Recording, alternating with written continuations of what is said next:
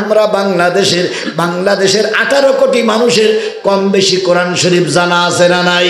তাহলে তাই যদি থাকে বারাকাতের মতন শপথ দিয়ে আমরাও ময়দানে নামবো, ভারতকে আমরা শিক্ষা দেব মুসলমানেরা কোন ভারতের কাছে মাথা নত করবে না। আসসালামু আলাইকুম ওয়া রাহমাতুল্লাহি ওয়া বারাকাতুহু। প্রাণ প্রিয় উল্লাপাড়া ও শাহজাদপুরের মুসলমানেরা, ভালো আছেন তো আপনারা? আলহামদুলিল্লাহ সুম্মা আলহামদুলিল্লাহ। নাহমাদুহু ওয়া নাস্তাঈনুহু ওয়া নাস্তাগফিরুহু ওয়া নাউযু বিল্লাহি মিন শুরুরি আনফুসিনা ওয়া মিন সাইয়্যাতি আ'মালিনা। من يهده الله فلا مضل له ومن يضلله فلا هادي له ونشهد أن لا إله إلا الله وحده لا شريك له الذي أرسله بالحق بشيرا ونذيرا وداعيا إلى الله بإذنه وسراجا منيرا فقد قال الله تعالى في كلامه المجيد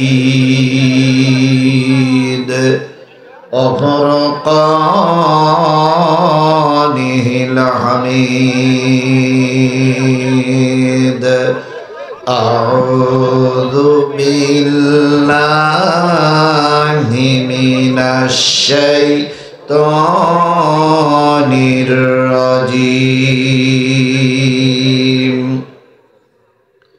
بسم الله الرحمن الرحيم. يسألونك عن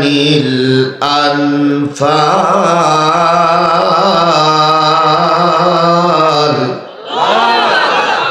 قل الأنفال لله والرسول فاتقوا الله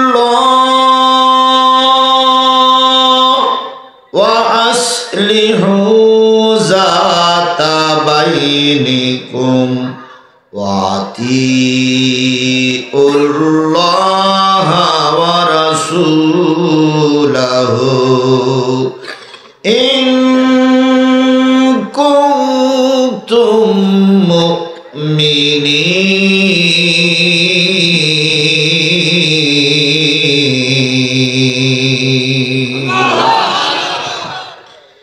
إنما المؤمنون الذين إذا ذكر الله وجلت قلوبهم وإذا تليت عليهم آياته زادتهم إيمانا وعلى ربهم يتوكلون.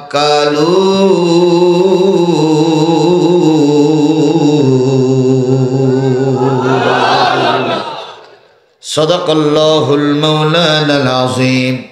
قال النبي صلى الله عليه وسلم كن عالما أو متعلما أو مستمعا أو محبة أو على خمسة فتهلكوا أو كما قال رسول الله صلى الله عليه وسلم. إن الله وملائكته يصلون على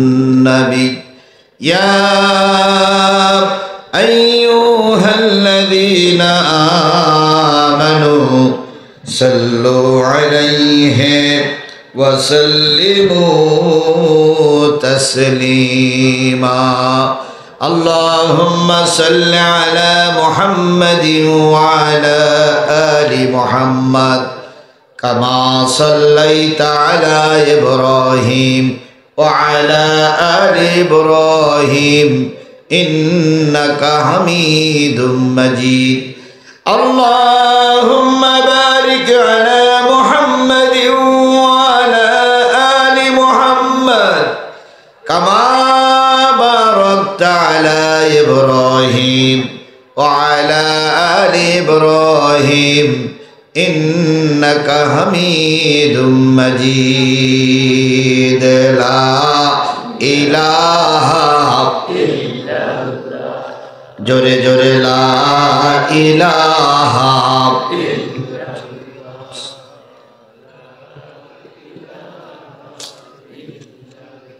لا إله إلا الله মুহাম্মাদুর রাসূলুল্লাহ লা ইলাহা লা ইলাহা লা ইলাহা ইল্লাল্লাহ মুহাম্মাদুর সকলে জবান খুলে একসাথে এক বাক্যে বলছি সাল্লাল্লাহু আলাইহি ওয়াসাল্লাম। সিরাজগঞ্জ জেলার উল্লাপাড়া থানা উপজেলা ভৈরব দারুস সুন্নাহ ফোরকানিয়া হাফিজিয়া মাদ্রাসা ও এতিমখানার উদ্যোগে অনুষ্ঠিত হচ্ছে বার্ষিক একদিন ব্যাপী ওয়াজ মাহফিল। তারিখ হচ্ছে 1 ডিসেম্বর 2024 রোজ রবিবার। আজকের এই ওয়াজ মাহফিলের শ্রদ্ধাভাজন স্বনামধন্য সম্মানিত সভাপতি জনাব আলহাজ মোহাম্মদ আনোয়ার হোসেন, হজ গাইড, বাংলাদেশ ও সৌদি সরকার অনুমোদিত হজ, ওমরা ও ট্রাভেলস এজেন্ট, হজ লাইসেন্স নম্বর 297। ইঞ্জিনিয়ার মোহাম্মদ নুরুল ইসলাম, বলদিপাড়া, শাহজাহানপুর। আজকের এই মাহফিলের সহ সভাপতিবৃন্দ, আজকের এই মাহফিলের সম্মানিত প্রধান অতিথি, বাংলাদেশ জামাত ইসলামীর কেন্দ্রীয় সহকারী সেক্রেটারি জেনারেল, উল্লাপাড়া মাটি ও মানুষের বন্ধু, সাবেক বাংলাদেশ ইসলামী ছাত্র শিবিরের কেন্দ্রীয় সভাপতি, এলাকার প্রিয় মুখ, আমাদের প্রিয় ভাই জননেতা আলহাজ মাওলানা মোহাম্মদ রফিকুল ইসলাম খান। আজকের এই মাহফিলের অন্যান্য অতিথিবৃন্দ, বিশেষ অতিথিবৃন্দ, সম্মানিত অতিথিবৃন্দ, দাওয়াতি অতিথিবৃন্দ, অনেক অতিথিদের নাম লেখা, সকলের নাম পড়তে গেলে 10 মিনিট এখানেই ব্যয় হবে। এই জন্য সকলকে আজকের মাহফিল থেকে স্বাগত জানাচ্ছি। শুধু একজনের কথা না বললেই নয়, কারণ তিনি আমি আসার পরেই কথা বলেছেন। আমাদের প্রিয় ভাই আর আপনাদের প্রিয় মুখ জনাব হযরত মাওলানা শাহজাহান আলী, আমিরে জামাত, বাংলাদেশ জামাত ইসলামী আমির বাংলাদেশ জামাত ইসলামী উল্লাপাড়া উপজেলা সহ আজকের এই মাহফিলের দাওয়াতি অতিথিবৃন্দ, সম্মানিত ভাই পরিচালক, উপস্থিত দিনদার, পরেজগার, মুত্তাকি মুসলমান ভাই ও বন্ধুগণ, মঞ্চ ভূমিষ্ঠ বাংলাদেশ জাতীয়তাবাদী দল বিএনপির সকল শীর্ষস্থানীয় নেতৃবৃন্দ, থানা নেতৃবৃন্দ, বাংলাদেশ জামাত ইসলামী থানা নেতৃবৃন্দ এবং ইউনিয়ন নেতৃবৃন্দ, সম্মানিত মা ও বোনেরা, সকলকে নিয়ে আমি আবারও সালাম বিনিময় করছি। আসসালামু আলাইকুম ওয়া রাহমাতুল্লাহি ওয়া বারাকাতুহু। আল্লাহ পাকের দরবারে লক্ষ কোটি শুকরিয়া, যিনি আমাদেরকে আজকের এই কোরআনের মাহফিল পর্যন্ত আসার তৌফিক দান করেছেন। কোরআনের মাহফিল আল্লাহ আপনাকে কবুল করেছেন, এজন্য খুশি না বেজার? সবাই মিলে বলুন তো, খুশি না বেজার? বলুন তো, কোরআনের চাইতে শ্রেষ্ঠ জিনিস আর পৃথিবীতে কিছু আছে? জোরে বলেন, আছে? সুতরাং আল্লাহ হলো সবার রব, মুহাম্মদ সাল্লাল্লাহু আলাইহি সাল্লাম হলো মানব জগতের সর্বশ্রেষ্ঠ মানুষ। কথা বলেন ঠিক না বেঠিক? আর কিতাব জগতে আসমানি কিতাব যতই আসুক, সর্বশ্রেষ্ঠ কিতাব হলো কোরআনুল কারীম, আল্লাহর কোরআন। এই শ্রেষ্ঠ কোরআনের আলোচনা শুনতে তারাই আসে যারা আল্লাহর কাছে শ্রেষ্ঠ। তাহলে আমরা শ্রেষ্ঠ কিতাবের আলোচনা শুনতে এসেছি আল্লাহর কাছে। আমরা কি? যে মানুষগুলো আশেপাশে ঘুরতেছে এরা মানুষ, কিন্তু শ্রেষ্ঠ মানুষ নয়। তাহলে আল্লাহ আপনাকে আমাকে শ্রেষ্ঠ মানুষ বানিয়েছেন, এজন্য আল্লাহ শুকরিয়া আদায় করার দরকার আছে না নাই? বন্ধুগণ, দেখেন অনেক লোক শুনতে এসেছে, এখানে বসেনি। কেউ যাত্রা গানে যেয়ে নিজেকে ধন্য মনে করে, কেউ সিনেমা হলে যেয়ে নিজেকে ধন্য মনে করে, কেউ পুতুল নাচ দেখে নিজেকে ধন্য মনে করে, আর কেউ আল্লাহর কোরআনের মাহফিলে এসে নিজেকে ধন্য গৌরবান্বিত মনে করে। কথা বলেন ঠিক না বেঠিক? এখানে কোনো দলের পরিচয় নয়, এখানে একটাই পরিচয়, আমি মুসলিম। একটাই পরিচয়, কি? আরেকটা পরিচয়, আমি কোরআনের পক্ষের লোক। এই দুইটা পরিচয় ছাড়া আমার এখানে আর কোনো পরিচয় নাই। কে কোন দল করে, কে কোন মত এবং পথের লোক, ওটা আমার জানার বিষয় নয়। জানার বিষয় আমি কোরআনের পক্ষের লোক, আমি মুসলমান। তাহলে মুসলমান হিসেবে আল্লাহ আপনাকে কবুল করেছেন, আজকের এই মাহফিলেও কবুল করেছেন যে মালিক, সেই মালিকের শুকরিয়া আদায় করছি, আলহামদুলিল্লাহ। আরেকটু জোরে বলুন তো, আলহামদুলিল্লাহ। সর্বকালের সর্বশ্রেষ্ঠ মহামানব, যার আদর্শে আদর্শিত হয়ে আমি নিজেকে উম্মত বলে দাবি করেছি, তার সুন্নত আমার শরীরে পড়ে সুন্নতের পাবন্দি করে আজকে উম্মত বলে দাবি করে আজকের এই মাহফিল পর্যন্ত এসেছি। এই জন্য রসুলের নামে দুরূদ আর সালাম কারোর জবান বন্ধ থাকবে না। সকলে মিলে বলছি সাল্লাল্লাহু আলাইহি ওয়াসাল্লাম। বন্ধুগণ, কষ্ট করে এসেছেন, বসে আছেন কি শোনার জন্য? সবাই মিলে বলুন তো, কি শোনার জন্য বসে আছেন? মনের ভিতরে যদি কোনো দ্বিধা সংকোচ থাকে, মুছে ফেলুন। কোনো দ্বিধা রেখে কোরআনের মাহফিলে বসা যাবে না। সকল দ্বিধা ভুলে যান। এখন মনে করুন আপনাকে আমাকে কি শুনতে হবে? জোরে বলেন, কি শুনতে হবে? আরেকটু জোরে বলেন, কি শুনতে হবে? আচ্ছা, আপনারা হুজুর দেখার জন্য আসছেন না কোরআন শোনার জন্য আসছেন?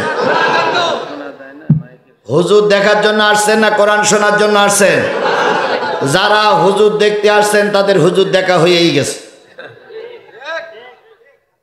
তাহলে তো তারা চলেই যাবে।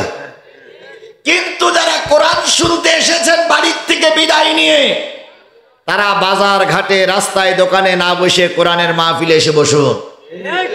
বলুন তো, কোরআন শুনতে আসলে পরে হুজুর দেখা হবে না হবে না? হবে। কোরআন শুনতে আসলে হুজুর দেখাও হবে, কোরআন শোনাও হবে, তাহলে দুইটা নেকি হবে। আর শুধু যদি হুজুর দেখার নিয়ত করে এসে থাকেন, তাহলে একটা নেকি হবে, দেখে চলে যাবে। তাহলে আমরা এখন নিয়ত করি, আমরা সবাই কি শোনার জন্য এসেছি? কোরআন শোনার জন্য এসেছি। আল্লাহ রাব্বুল আলামিনের রাসূল বলেন, কুন আলিমান আও মুতাআল্লিমান, যদি পারো, যদি সমাজতে কুলয়, একজন আলেম হও। আলেম হইলে কি হবে? আল্লাহ নবী বলেন, কিয়ামতের দিন সালাসা ইয়াশফাউ ইয়াউমাল কিয়ামাতি সালাসাতুন, সালাসাতুল আম্বিয়া সুম্মাল উলামা সুম্মাশ শুহাদা। কিয়ামতের দিন 3 শ্রেণীর মানুষ আল্লাহর কাছে সুপারিশ করতে পারবে। তার ভিতরে নবীরা সুপারিশ করবে তাদের উম্মতদের জন্য, আলেমরা সুপারিশ করবে তাদের ভক্তদের জন্য, আর শহীদরা সুপারিশ করবে তার পরিবারের জন্য। এই 3 শ্রেণীর মানুষকে কিয়ামতের দিন আল্লাহ সুপারিশ করার অনুমতি দিয়ে দেবে। এই জন্য নবী বলেন আলেম হও, আলেম হইলে লাভ কি? কিয়ামতের দিন একজন আলেমের যখন বিচার হয়ে যাবে, আল্লাহ বলবে আলেম তুমি জান্নাতে যাও। আলেম ব্যক্তি বলবে আল্লাহ আমি একা একা জান্নাতে যাব না, আমার কথাগুলো শুনে যারা কোরআনের পক্ষে ছিল, আমাকে যারা সাপোর্ট করেছে, কোরআনের পক্ষে যারা কাজ করেছে, এদের সবাইকে আমার সঙ্গেই দেওয়া লাগবে। এই জন্য নবী বলেছেন আলেম হও। বলুন তো এই গ্রামে কি সবাই আলেম? আরো জোরে বলেন সবাই আলেম? এই মঞ্চে কি সবাই আলেম? নবী বললেন সবাই আলেম হতে যদি না পারো, আও মুতাআল্লিমান, তাহলে ছাত্র হও। 2টা ছেলের মাথায় আমরা কি পরেছি? কিসের পাগড়ি? কোরআনের পাগড়ি। আচ্ছা বলুন তো, যদি এই ভৈরবে একটা মেডিকেল কলেজ হাসপাতাল তৈরি হয়, প্রতি বছর সেই মেডিকেল কলেজ থেকে কি বাহির হবে? ডাক্তার। যদি একটা ইঞ্জিনিয়ারিং কলেজ তৈরি হয়, তাহলে প্রতি বছর ওই কলেজ থেকে কি বাহির হবে? ইঞ্জিনিয়ার বাহির হবে। যদি একটা কৃষি বিশ্ববিদ্যালয় তৈরি হয়, তাহলে প্রতি বছর একজন কৃষি অফিসার বাহির হবে। কথা বলেন ঠিক না বেঠিক? একটা কোরআনের মাদ্রাসা তৈরি করেছেন, এই মাদ্রাসাতে প্রতি বছর জান্নাতি মানুষ বাহির হচ্ছে। এর চাইতে বড় সৌভাগ্যবান ব্যক্তি আর এই সমাজে কেউ হতে পারে? আল্লাহ নবী বলেন কোন একটা ছাত্র যদি গ্রামের ভিতর দিয়ে হেঁটে যায়, আল্লাহু আকবার, একটা কোরআনওয়ালা ছাত্র যদি গ্রামের ভিতর দিয়ে হেঁটে যায়, ওই গ্রামের যত লোক কবরে শুয়ে আছে, ওই ছাত্রের কারণে গ্রামবাসীদের গোরের আযাবগুলো আল্লাহ মাফ করে দেয়।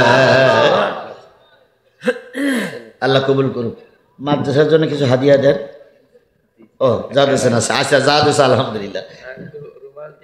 আচ্ছা দেখতেছি। বন্ধুগণ, এই কোরআন কিসে লেখা?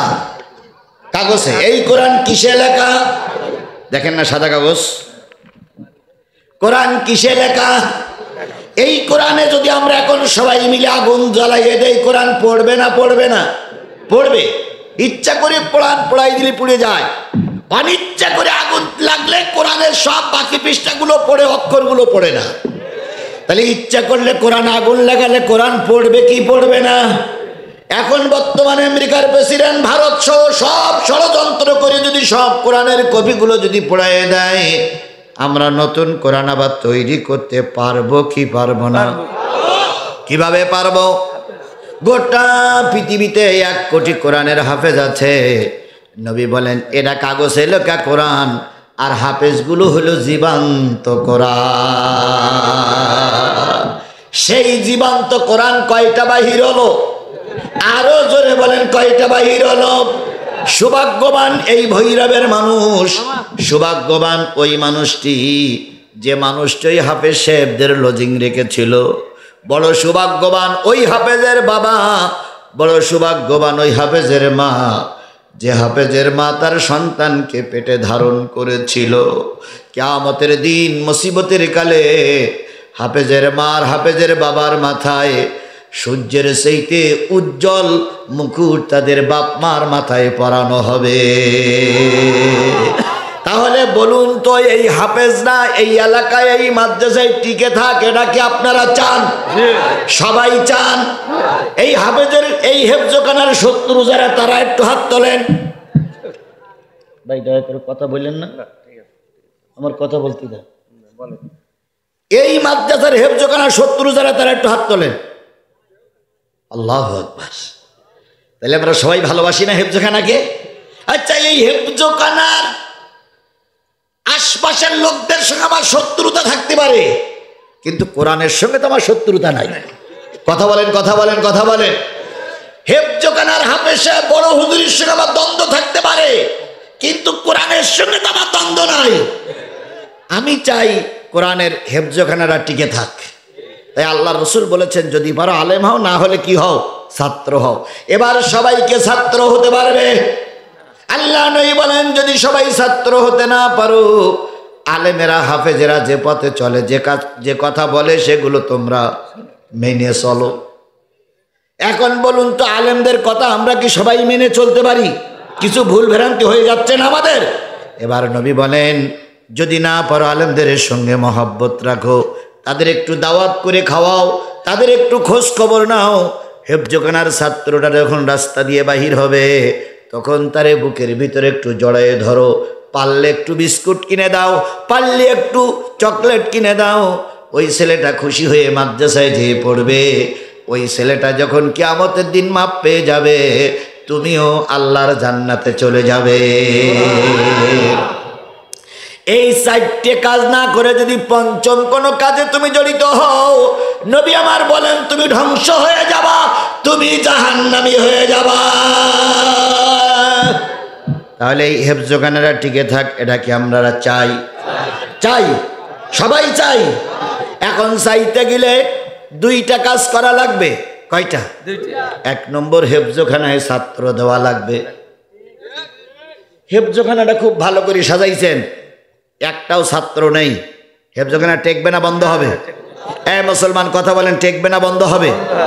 বিরাট সুন্দর কায়দা করে একটা গরু রাখার ঘর করেছেন, একটাও গরু নাই। তাহলে ওই ঘর কি রাখা যাবে না, ভেঙে ফেলতে হবে? হেফজখানা তৈরি করেছেন, ছাত্র নাই, তাহলে এই হেফজখানা টিকে থাকবে? তাহলে এই হেফজখানা টিকে রাখতে গেলে আগে দিতে হবে কি? ছাত্র। দুই নম্বর, এই হেফজখানা টিকে রাখতে গেলে কিছু হুজুর থাকবে, ছাত্র থাকবে, থাকার জায়গা লাগবে, বসার জায়গা লাগবে। এই জন্য কিছু অর্থ দিতে হবে। এই অর্থ দিয়ে আর ছাত্র দিয়ে যদি আমরা সাহায্য করতে পারি, আমি আল্লাহর কোরআনের নামে কসম করে বলতে পারি, কিয়ামত পর্যন্ত এই হেফজখানা বন্ধ হবে না। এখন আমাদের দেশের কিছু লোক আছে বিরাট দরদি, একটা টাকাও দেবে না, কিন্তু কান্তি কান্তি এক বোতল পানি বেরি করতে পারে। আজকে মাহফিল শেষ করে যেই বলবে, আল্লাহ এবছর 2টি হাফেজ সাহেব বাহির হলো, আগামী বছর 4টি হাফেজ সাহেব যেন বাহির হয়, হেফজখানা যেন কিয়ামত পর্যন্ত টিকে থাকে। কান্তি কান্তি এক বোতল পানি হয়ে গেছে।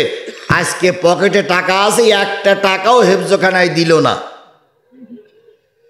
ও কি হেফজখানার পক্ষে না বিপক্ষে?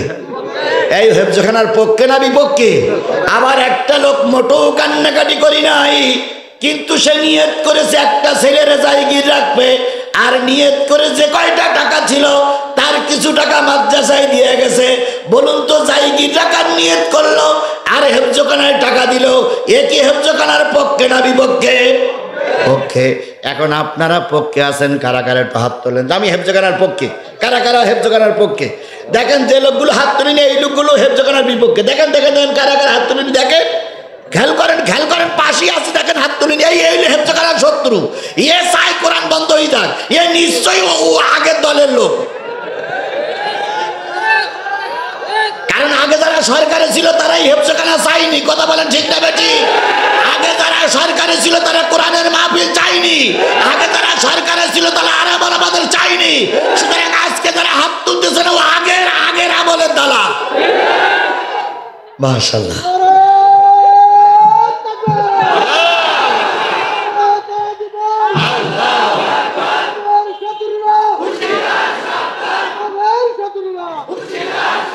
আল্লাহু আকবার। তাহলে আমরা সবাই হাত উঁচু করলাম, হেফজখানাটা টিকে থাক, তাই না ভাই? আচ্ছা, যে লোকগুলো হাত উঁচু করেছেন হেফজখানা টিকে থাক, এই লোকগুলো আর একটা বার হাত তুলবেন যে, হুজুর আপনি তো বলতেছেন টাকা দিয়ে টিকাই রাখবো হেফজখানা, কিন্তু আমার পকেটে একটাও টাকা নেই। যাদের পকেটে 1 টাকাও নেই তারা একটু হাত তোলেন তো। আচ্ছা, ওই লোকটার আমার কাছ থেকে 50টা টাকা নিয়ে দেন তো ভাই। ওই লোকটার কাছে 50 টাকা পৌঁছে দেন তো।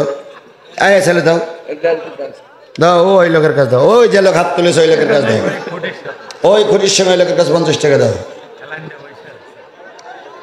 এ লোক যদি টাকা থাকার পর পরে মিথ্যা হাত উঁচু করে থাকে, কিয়ামতের দিন এই হাত বলবে আল্লাহটা মৃত্যু মৃত্যু মৃত্যু। আর কেডা হাত তুলেছেন যে টাকা নেই? আর কেডা হাত তুলেছেন? ওই একটা লোক, ওই একটা লোকের টাকা দেন তো। ও না, ওই একটা লোক হাত তুলিনি। এই ছেলে ওর কাছে দাও তো, ওই টাকাটা ওর কাছে, ওই ছেলেটার কাছে দাও, ওই ছেলেটার কাছে দেন, এই ছেলেটা দাও তো।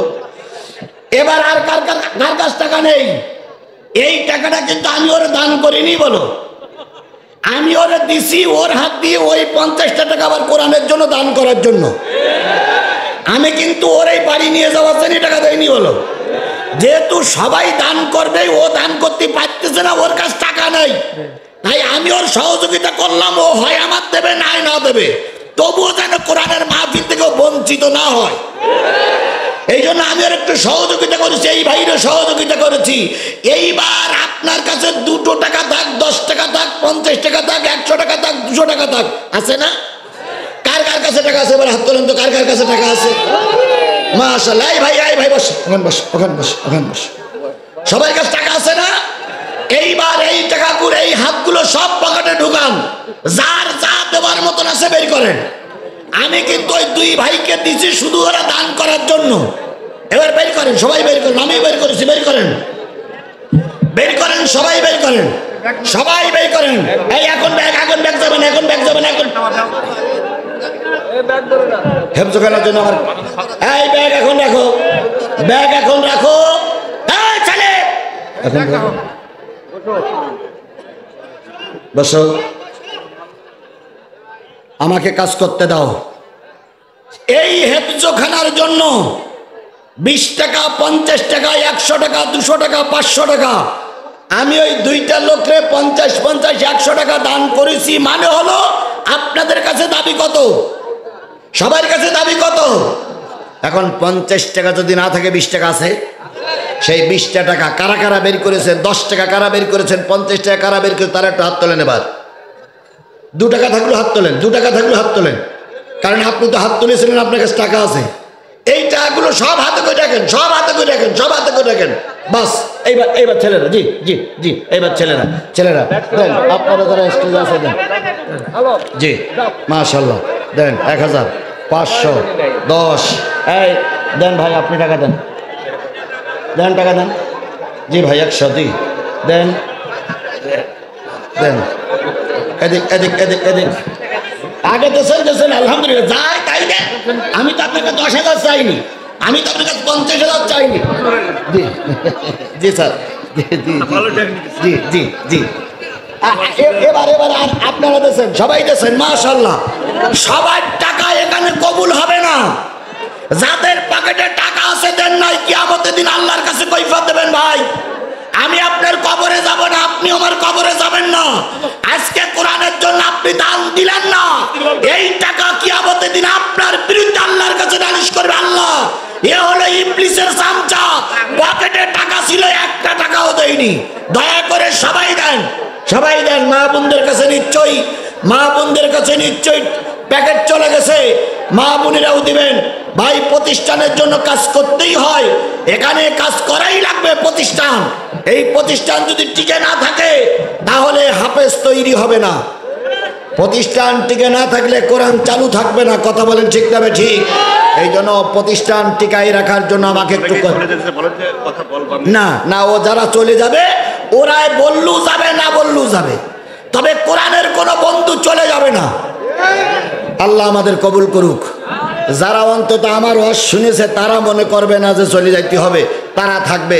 আল্লাহ সবাইকে কবুল করুক, আল্লাহ সবাইকে কবুল করুক, আল্লাহ সবাই দেওয়ার তৌফিক দান করুক। মাশাআল্লাহ, আলহামদুলিল্লাহ।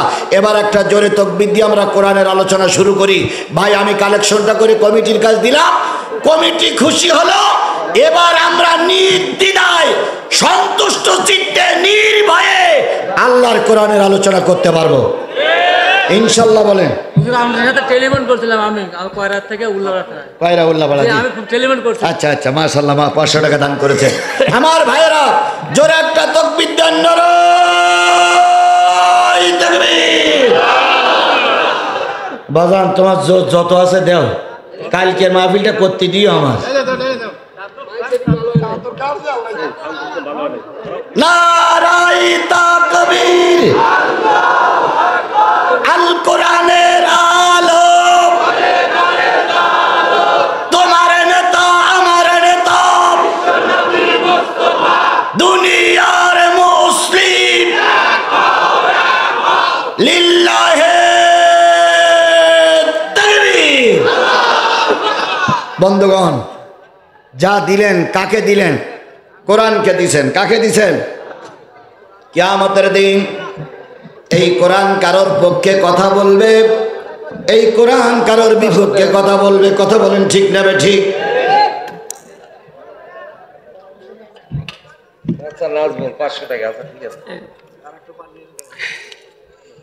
পানি আর চা দেন। বন্ধুগণ, এই কোরআন এমন একটা কিতাব, যে কিতাব কারোর পক্ষে সুপারিশ করবে, কারোর পক্ষে বিপক্ষে আল্লাহর কাছে নালিশ করবে। এমনটি যেন না হয় কোরআন আমার বিপক্ষে সুপারিশ করেছে, আমি জাহান্নামে গেছি। আল্লাহ পাক সকলকে কোরআনের পক্ষেই কবুল করুক। আমি আপনাদের খেদমতে আজকে সূরা আনফাল, কোন সূরা? এই মুসলমান কথা বলবেন বাঘের বাচ্চার মতন। কোন সূরা? সূরা আনফাল 9 নম্বর পারার 8 নম্বর সূরা, সূরাতুল আনফালের প্রাথমিক অবস্থার 2-3টা আয়াত তেলাওয়াত করেছি। তেলাওয়াতকৃত আয়াতগুলোর উপরে কথা বলবো। আনফাল শব্দের অর্থ হচ্ছে অতিরিক্ত। আনফাল শব্দের অর্থ কি? এই কথা বলেন, আনফাল শব্দের অর্থ কি? নফল শব্দের অর্থ কি? অতিরিক্ত। নফলের বহু বচন অধিক, অতিরিক্ত। কেন আনফাল নাম করা হলো? বদরের যুদ্ধে আল্লাহর রাসূল কয় শত লোক নিয়ে বদরের যুদ্ধে গিয়েছিলেন? কথা কম, কথা কম। ভাই ভাই এগুলো রেখে দেন, আমার এখানে ডিস্টার্ব করেন। আপনার পরে গোনাগুনি করবেন, বেঁধে রেখে দেন, পরে নেবেন। জি জি রেখে দেন, এক জায়গায় রেখে দেন, আমি চলে যাওয়ার পরে এখানে বসে করবেন। বদরের যুদ্ধে মুসলমানদের সংখ্যা কত? এই মুসলমান কথা বলেন, 313 জন লোক নিয়ে আল্লাহ রাসূল বদরের যুদ্ধে গেলেন। কাফেরদের সংখ্যা কত? আরো জোরে বলেন। 1000 কাফেরের মোকাবেলা করে আল্লাহর নবী 313 জন লোক নিয়ে বিজয় অর্জন করেছে। তাহলে 1000 লোকের মোকাবেলায় যদি 313 জন লোক ময়দানে দাঁড়িয়ে মোকাবেলা করতে পারে, ভারত আমাদের ভয় দেখায়ও না। তোমার অনেক লোক থাকতে পারে, কিন্তু তুমি জাতিতে কাফের।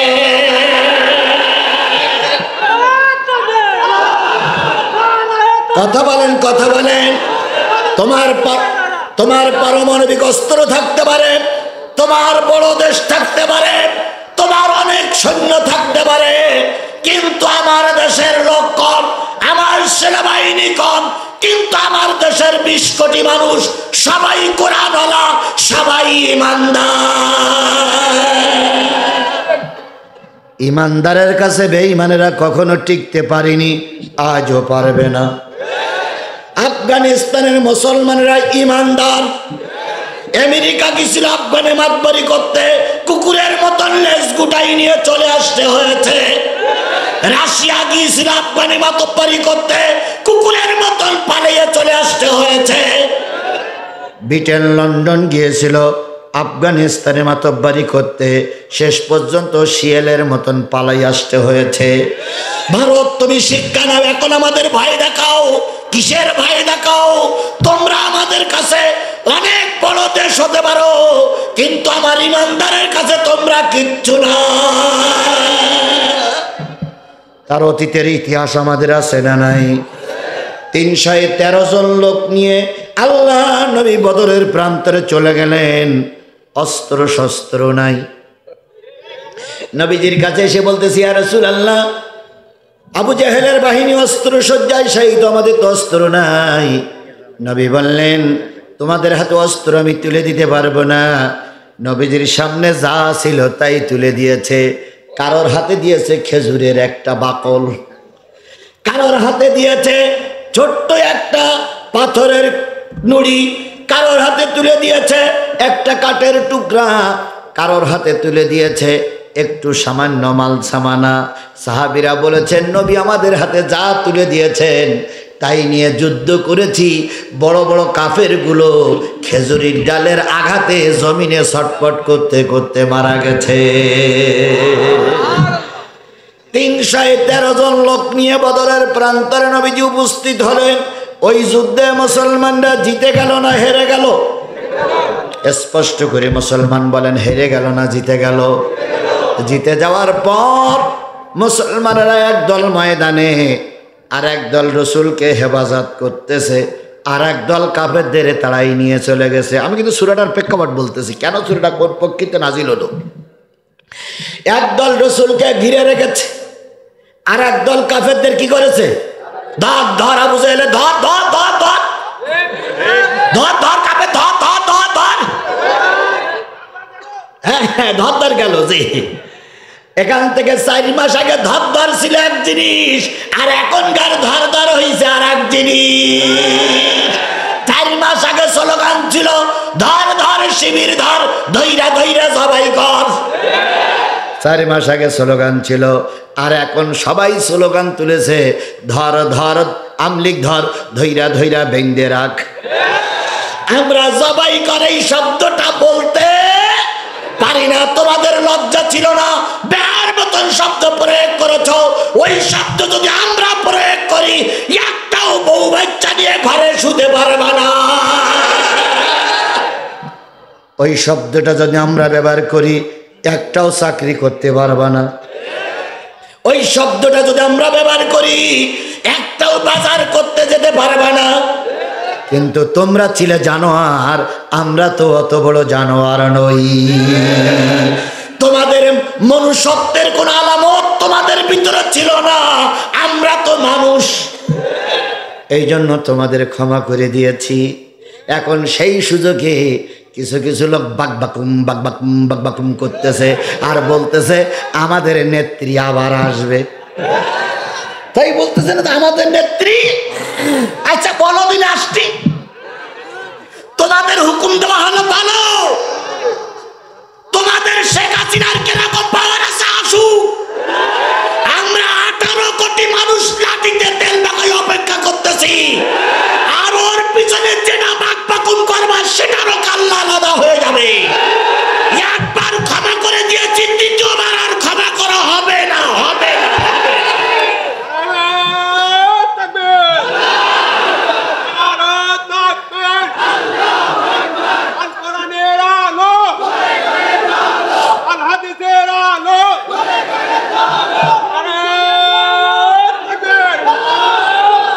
আমার ভাইরা, চিন্তার কোনো কারণ নাই। এই উল্লাপাড়ায় অনেক মাহফিল তোমরাই আমার বন্ধ করে দিয়েছিলে। উল্লাপাড়ার অনেক স্টেজে আমি আসার পরে ফিরে যেতে হয়েছে। সেই দিন আজকে আছে? জোরে বলেন, সেই দিন কি আজকে আছে? সেদিন মঞ্চে বড় বড় শয়তান দলীয় নেতারা বসেছিল, তাদের সামনে আমি বাঘের বাচ্চার মতন কথা বলেছি। সেদিন ওদের ভয়ে মুখে তালা লাগাইনি, আর আজকে ডাইনে বামে পিছনে সামনে রাস্তায় মাদ্রাসায় পাঁচিলের উপরে সব জামাত বিএনপির নেতারা বসে আছে। এখন যদি কেউ কোরআন বন্ধ করার কথা বলে, জিহ্বাটা টেনে কুকুরি দিয়ে খাওয়ানো হবে। ফাজলামি যা করেছ আর ফাজলামি করার চেষ্টা করবে না।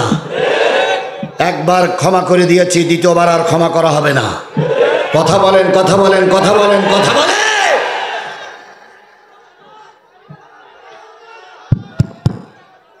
কি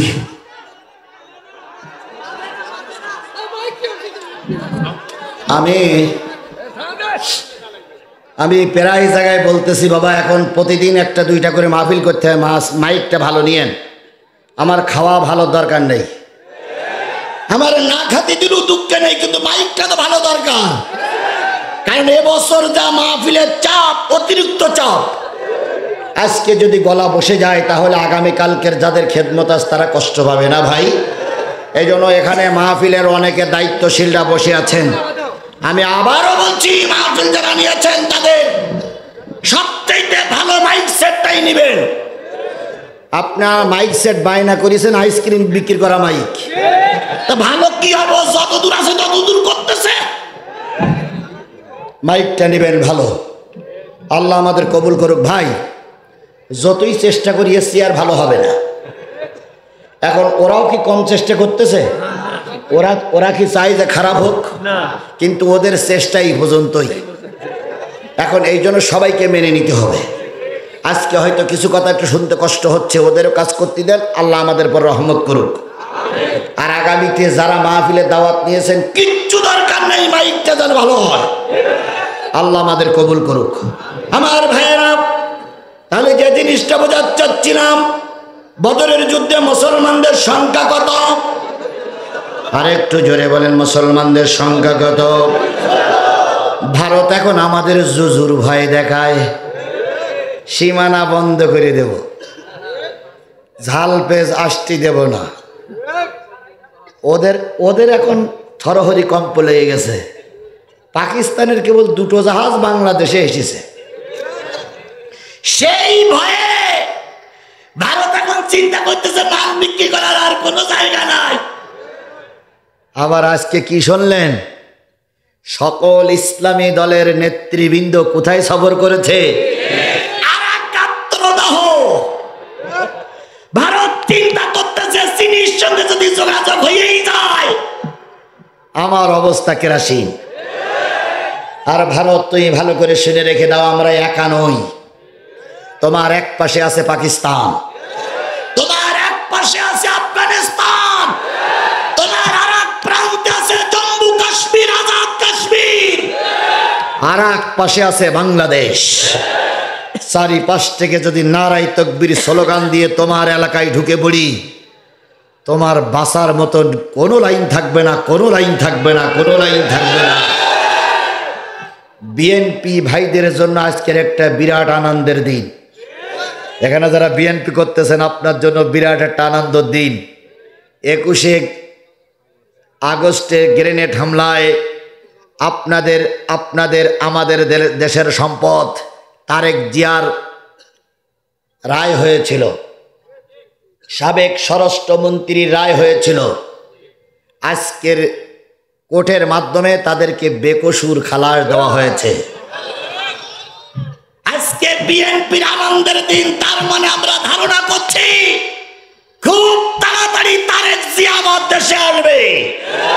আর তারেক জিয়া দেশে আসা মানেই বিএনপিরা উজ্জীবিত হবে। কথা বলে ঠিক না বেটি? আর এইটাই হয়েছে ভারতের জন্য গাত্রদাহ। সুতরাং বিএনপি জামাত আমরা ভাই ভাই। এখানে দ্বন্দ্ব করলেই শেখ হাসিনা আবার মাথা উঁচু করে দাঁড়ানোর সুযোগ পাবে। এই জন্য সকলের কাছে আমাদের আহ্বান, কোন রকম দ্বন্দ্ব করা যাবে না। উল্টো বুঝবেন না। আপনি একটা দল করেন, ভাই একটা দল করতেই পারেন গণতান্ত্রিক দেশে।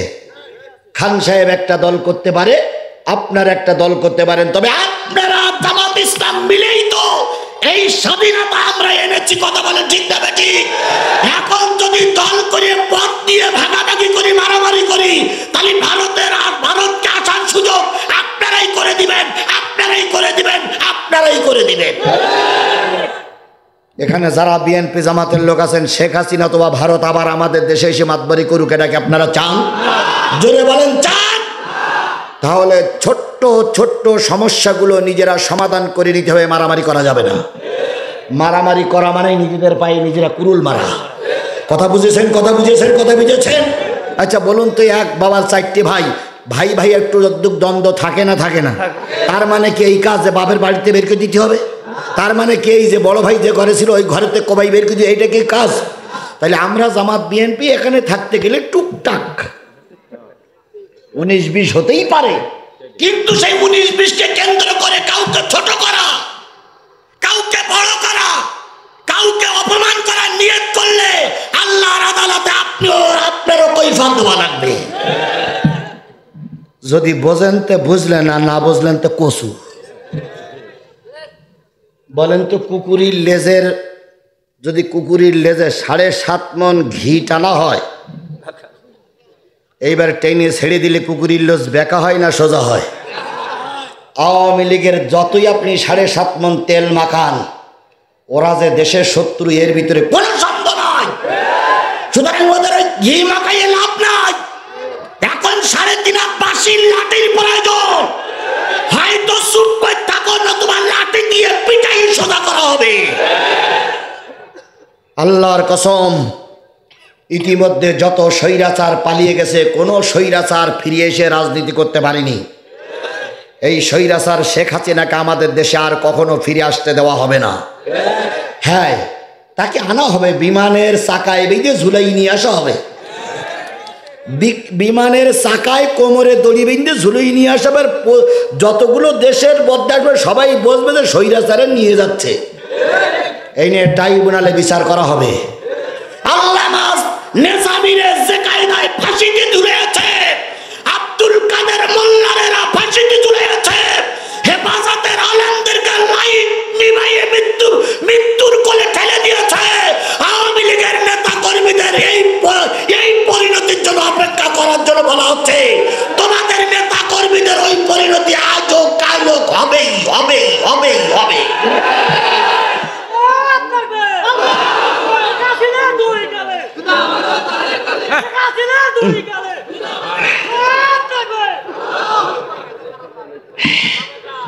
এগুলো আপনাদের মহব্বতের কথা, কিন্তু এসব কথা না বলাই ভালো। আল্লাহ আমাদের সবাইকে ধৈর্যের সঙ্গে কবুল করুক। সকলে মিলে বলুন আমিন। আল্লাহ নবী বদরের যুদ্ধে জিতে গেলেন। সাহাবীরা 4টে ভাগ হয়ে গেল। কয় ভাগ? এক ভাগ আল্লাহর নবীকে হেফাজত করতেছিলেন, আর এক ভাগ কাফেরদের তারাই নিয়ে চলে গেল। ধর ধর ধর আবু জেহেলের বংশধর। আর এক ভাগ আহত নিহত ভাইদেরকে খেদমত করতেছিলেন। আর এক ভাগ গনিমতের মাল কাফের রাজা ফেলে রেখে গেছে, ওইগুলো কুড়াই এক জায়গায় করতেছিলেন। এবার যখন বদরের প্রান্তর মুসলমানদের সব এক জায়গায় হয়ে গেল, যারা মাল কুড়ালো তারা বলল এগুলো সব আমার, কারণ আমি অতিরিক্ত মাল কুড়ুই পাইছি রাস্তায়। কাফেরেরা চলে গেছে, আর কি রেখে গেছে? মাল ফেলাই রেখে গেছে, এগুলো আমার। এবার যারা নবীকে হেফাজত করতেছিলেন তারা বললেন, আরে ভাই, নবীর জন্য যুদ্ধ করেছি, নবী যদি না বাঁচে তাহলে তুই মাল নে করবি কি?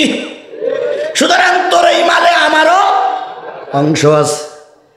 আর একদল বলতেছিল, আমার আহত ভাই বদরের প্রান্তরে কাঁদতেছে, তার পানি খাওয়াইছি, তার সেবা করেছি, তাকে ধরে নিয়ে ডাক্তার কবিরাজি করেছি, সুতরাং এই মালে আমার ভাগ আছে। আর একদল বলতেছে, আমরা যদি কাফেরদের না তাড়াই দিতাম তাহলে তোরা মাল পাতিস কই? 4 দল যখন ভাগ হয়ে গেল, নবীর দরবারে 4 দল যে বলতেছি, ইয়া রাসূলুল্লাহ, আমরা কি গনিমতের মালে অংশ পাবো না?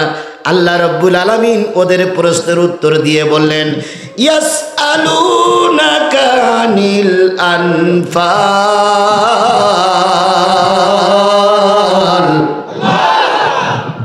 কুলিল আনফালু লিল্লাহি ওয়ার রাসূল। কাফেরেরা যাইতে পারেনি আর ক্ষমতার দ্বন্দ্ব। দেখেন, শিক্ষা নেন। কাফেরেরা এখনো 10 কিলোমিটার যাইতে পারেনি, এখনো কেবল বদরের প্রান্তরে আছে তারা। আর তোরা গনিমতের মাল নিয়ে এখন টানাটানি শুরু করেছিস। আমরাও খেয়াল করতেছি, আওয়ামী লীগের দেশ থেকে পালিয়ে যাবার আগেই বিএনপি ক্ষমতায় যাবে না জামাত ক্ষমতায় যাবে, তাই নিয়ে টানা পড়েন কিছুটা জায়গায় শুরু হয়েছে। না না না, এ টানা পড়েন করা যাবে না। আল্লাহ বলতেছে, ও নবী, তোমার কাছে প্রশ্ন করতেছি, গনিমতের মাল কারা পাবে? গনিমতের মালে কারা অংশদার? আপনি বলে দিন। ইয়াসআলুনাকা আনিল আনফাল, এই গনিমতের মাল সম্পর্কে আপনার প্রশ্ন করতেছে, আপনি বলে দিন এটা আল্লাহর এবং তার রাসূলের। এই যে গনিমতের মাল এক জায়গায় করেছি, এর সব অংশীদার কার? আচ্ছা, আল্লাহ যদি সাহায্য না করতো তাহলে গনিমতের মাল পাওয়া যেত? আর রসুল যদি নেতৃত্ব না দিত তাহলে গনিমতের মাল পাওয়া যেত? ভাই, আপনারা জামাত আর আপনারা বিএনপি এখন মনে করতেছেন আমাদের সম্পদ। আল্লাহর কসম আপনার সম্পদ নয়, সম্পূর্ণটাই আল্লাহর রহমত। বিএনপি জামাত এই 15.5 বছর কি কম চেষ্টা করেছিল? কি সফল আসি নাই? একদল ছাত্ররা ময়দানে নামল। ছাত্ররা ময়দানে নেমে তারা এই ভোট চোরদেরকে তাড়াইয়ে দিল, এই গণতন্ত্র হত্যাকারীদের তাড়াইয়ে দিল। কথা বলেন ঠিক না বেঠিক? এই নরঘাতককে তাড়াইয়ে দিল। তাড়াই দেওয়ার পরে দেশের সম্পদ এখন তোমারও নয়, বাংলাদেশ জামাত ইসলামের নয়, এই সম্পদ এখন জনগণের।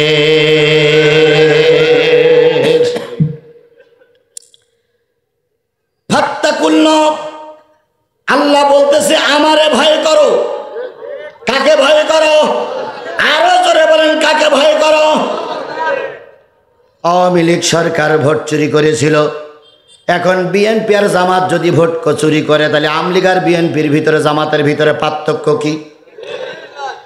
আওয়ামী লীগ ওয়ালারা চাঁদাবাজি করতো, এখন যদি জামাত বিএনপি ওয়ালারা চাঁদাবাজি করে তাহলে বুঝতে হবে এদের চাইতে ওরাই ভালো ছিল। সুতরাং চাঁদাবাজি করা, লোকের জায়গা দখল করা, লোকের বাড়ি ঘরদর দখল করা, এটা শরিয়াতে জায়েজ নাই। তাই আল্লাহ বলতেছেন ফাত্তাকুল্লাহ, আল্লাহরে ভয় করো, আল্লাহরে ভয় করো। ও আসলিহু জাতা বাইনিকুম, তোমাদের একে অপরের আমল সংশোধন করে নাও, একে অপরে ভাই ভাই হয়ে যাও। এই জায়গাটা কথা শোনা যাচ্ছে না? এই জায়গায় এখানে কথা শোনা যাচ্ছে না, এই জন্য এই জায়গার লোকগুলো উঠে যাচ্ছে। ভাই এই লোকগুলো উঠে যাওয়ার মূল কারণ ওনারা শুনতে পাচ্ছে না। এই এখানে হরেন মোটে যাচ্ছে না, কারণটা কি? আল্লাহ, এত বড় একটা মাহফিল, মাইকের জন্যই সমস্যা হয়ে গেল রে ভাই।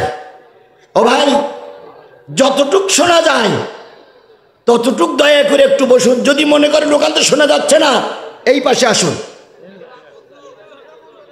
হ্যাঁ, এটাও বন্ধ হয়ে গেছে। পরপর তোমার ব্যাটারি কি চলতেছে? এ তো শব্দ শোনাই যাচ্ছে না, পরপর তো ডাউনই আসতেছে, লোক তো সব চলেই গেল।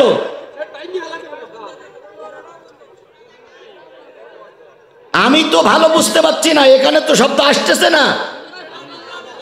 এটা বন্ধ হয়ে গেছে, এটা বন্ধ হয়ে গেছে, ওটা বন্ধ হয়ে গেছে, তাহলে চালু আছে কোনটা? হায় হায় ভাই, এ দেখেন, এটা চালু আছে, ওটাও চালু নাই, ওটা চালু নাই, এটা চালু নাই, এটা চালু নাই, তাহলে চালু আছে কোনটা?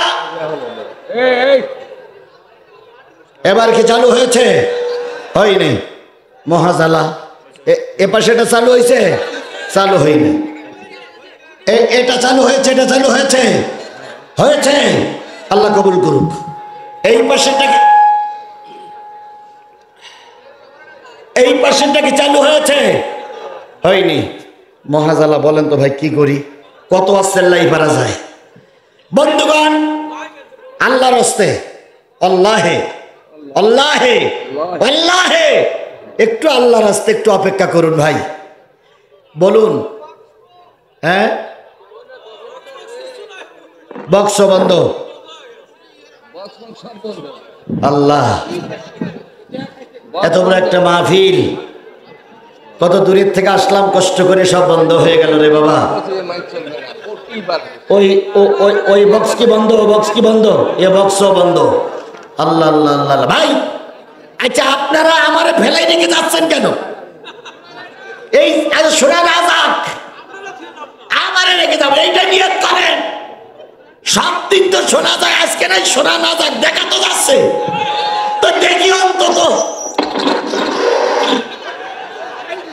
আল্লাহ আল্লাহ,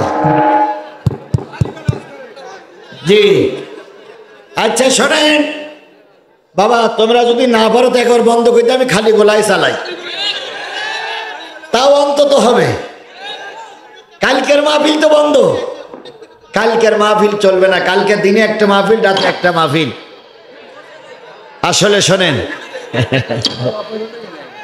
আচ্ছা চেষ্টা কর, একটা হরেন দাও তো, একটা হরেন চালাও তো, একটা হরেন চালাও, এখানে একটা হরেন চালাও, সব হরেনের দরকার নেই।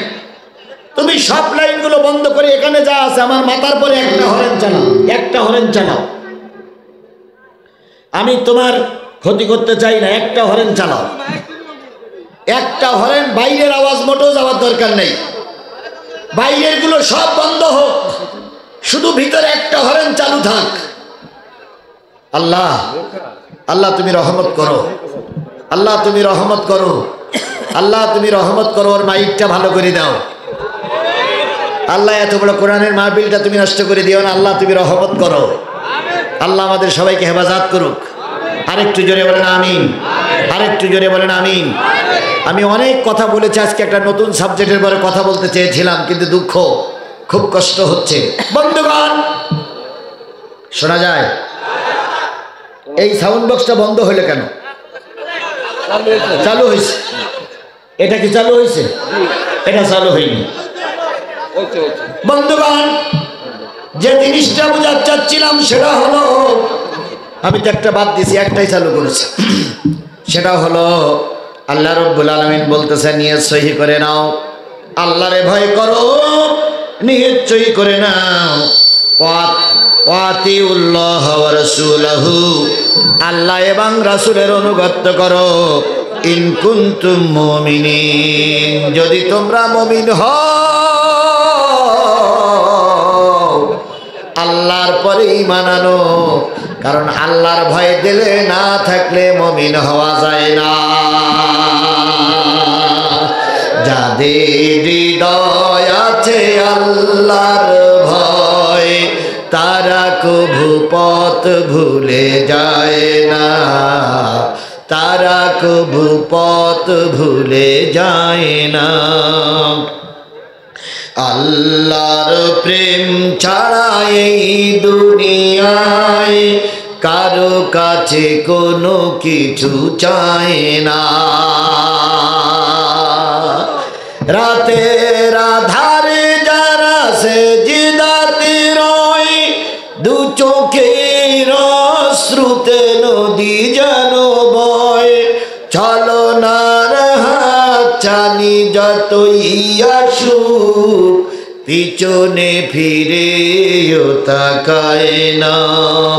যাদের হৃদয় আছে আল্লাহর ভয়, তারা কভু পথ ভুলে যায় না।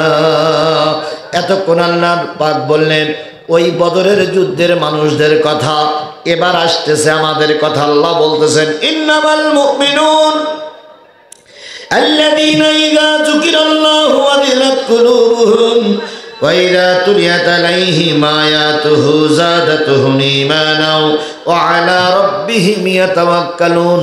প্রকৃত মুমিনদার তারাই যাদের সামনে জিকির করলে আল্লাহর দেল, যাদের সামনে জিকির করলে মানুষের দিলগুলো নরম হয়ে যায়, আর যাদের সামনে কোরআন তেলাওয়াত করলে তাদের ঈমান বৃদ্ধি পায়। আর ওই লোকগুলো আল্লাহর উপরে ছাড়া কারোর উপরে তাওয়াক্কুল করে না। ও আমার জাতি ভৈরবের মুসলমানেরা, তাওয়াক্কুল করতে হবে কার উপরে? আরো জোরে বলেন, তাওয়াক্কুল করতে হবে কার উপরে? মানুষের উপরে তাওয়াক্কুল করলে আল্লাহ বরকত দেয় না, তাওয়াক্কুলটা করা লাগবে আল্লাহর উপরে। আবু হুরায়রার নাম কি আপনারা শুনেছেন? আবু হুরায়রা তখন ছোট, খুব ছোট, কেবল কালেমা পড়ে মুসলমান হয়েছে। আবু হুরায়রা বাড়ির থেকে চলে আসলেন, জাতি তাকে বের করে দিল, পরিবারের লোক তার বিপক্ষে চলে গেল, পরিবারের লোক তাকে মারতে শুরু করলো। এলাকায় যখন রাস্তায় ঘুরে বেড়ায়, প্রতিটা মানুষ তাকে ধিক্কার দেয়, তুই কেন কালেমা পড়তে গেলি, তুই কেন মুসলমান হলি, তুই কেন কালেমা পড়েছিস, তোর সমাজে দাম নেই। আবু হুরায়রা বাধ্য হয়ে নবীজির দরবারে চলে গেল। আহলে সুপ্পার ভিতরে সকল সময় কিছু মুসাফির থাকতো। ওই গ্রুপের ভিতরে 40 জন হতো, 50 জন হতো, 70 জন হতো, 100 জন হতো। আহলে সুপ্পা বলে ওই লোকদেরকে যারা কালেমা পড়ার পরে পরিবার তাদেরকে তাড়িয়ে দিয়েছে।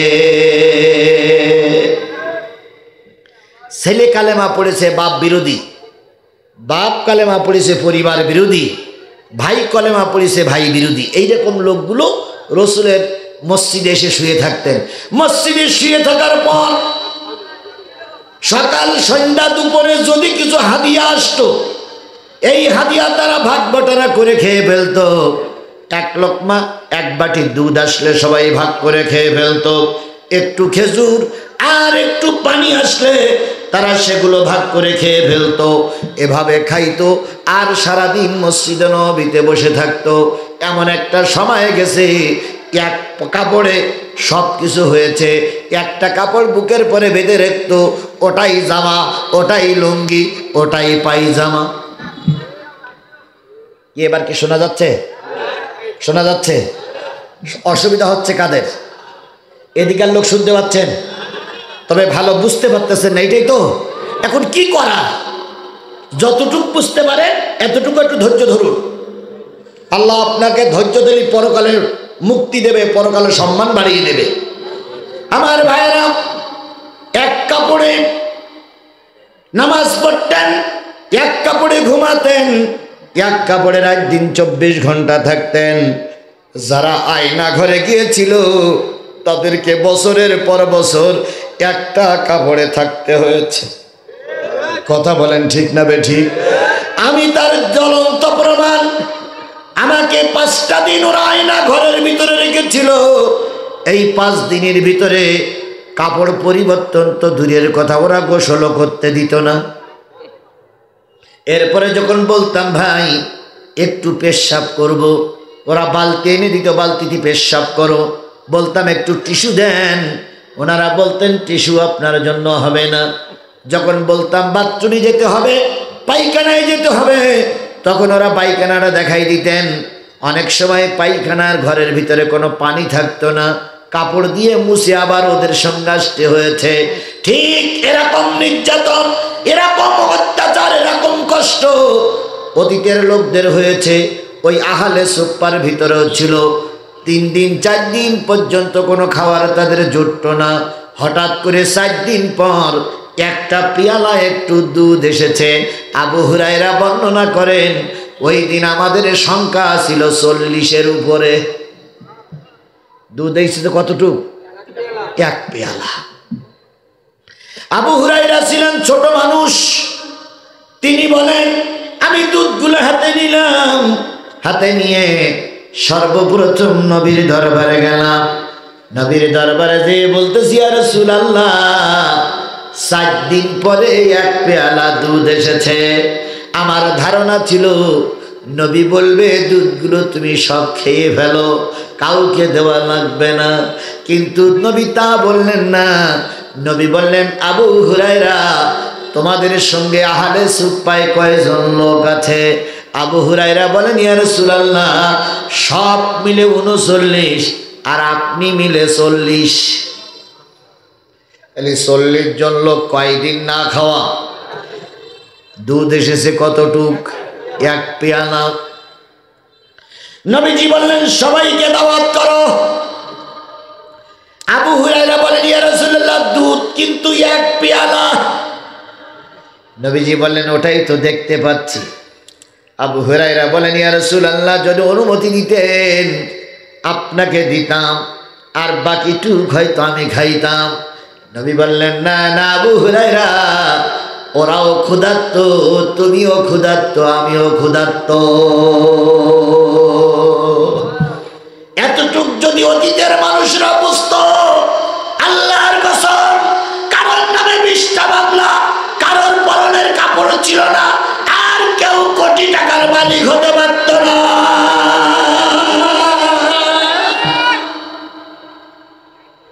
আবু হুরায়রা দুধের পেয়ালাটা রেখে সবাইকে নিয়ে বললেন একটু দুধ এসেছে, রসুল দাওয়াত করেছে।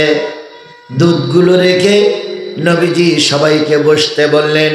বসতে বলার পরে আবু হুরায়রার কাছে দুধের পেয়ালাটা দিয়ে বলতেছেন আবু হুরায়রা, ডাইনির থেকে শুরু করো। আবু হুরায়রা, হাদিস শরীফের আবু হুরায়রা বর্ণনা করেন আমি যখন ডাইনের লোকটার হাতে দুধের পেয়ালাটা দিলাম, সে যখন দুধের বোতলে মুখ লাগাই টানতেছিল, আমি উঁকি মেরে দেখতেছিলাম সব খেয়ে ফেলল না, অল্প কিছু আছে। আমি চিন্তা করছিলাম সব মনে হয় খেয়ে ফেলবে, তারপরে দেখলাম কিছু খাইছে কিছু আছে। নবীকে বললাম ইয়া রাসূলুল্লাহ কি করব? নবী বললেন দ্বিতীয় লোকটার কাছে দাও। দ্বিতীয় লোকটার কাছে দেওয়া হলো।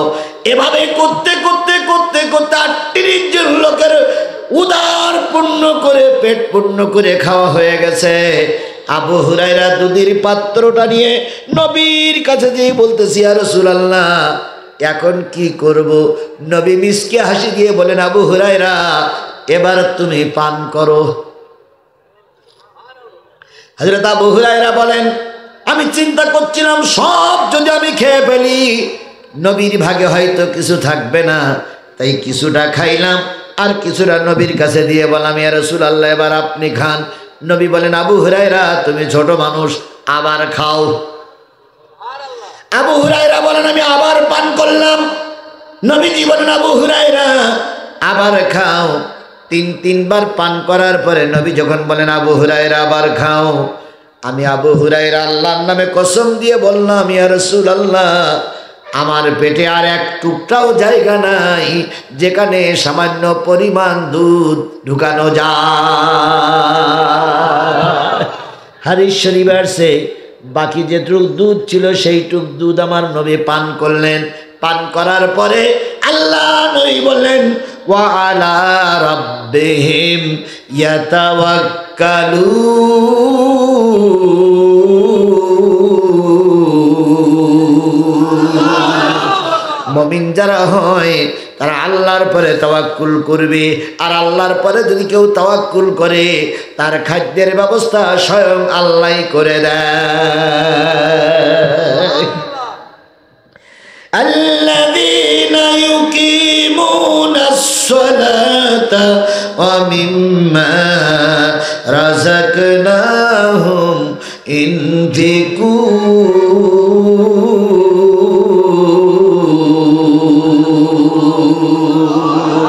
বন্ধুগণ এটা কি মাদ্রাসা?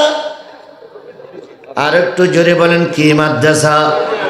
ভৈরব হাফিজিয়া নুরানি ভোরকানিয়া মাদ্রাসা। কথা বলেন ঠিক না ঠিক?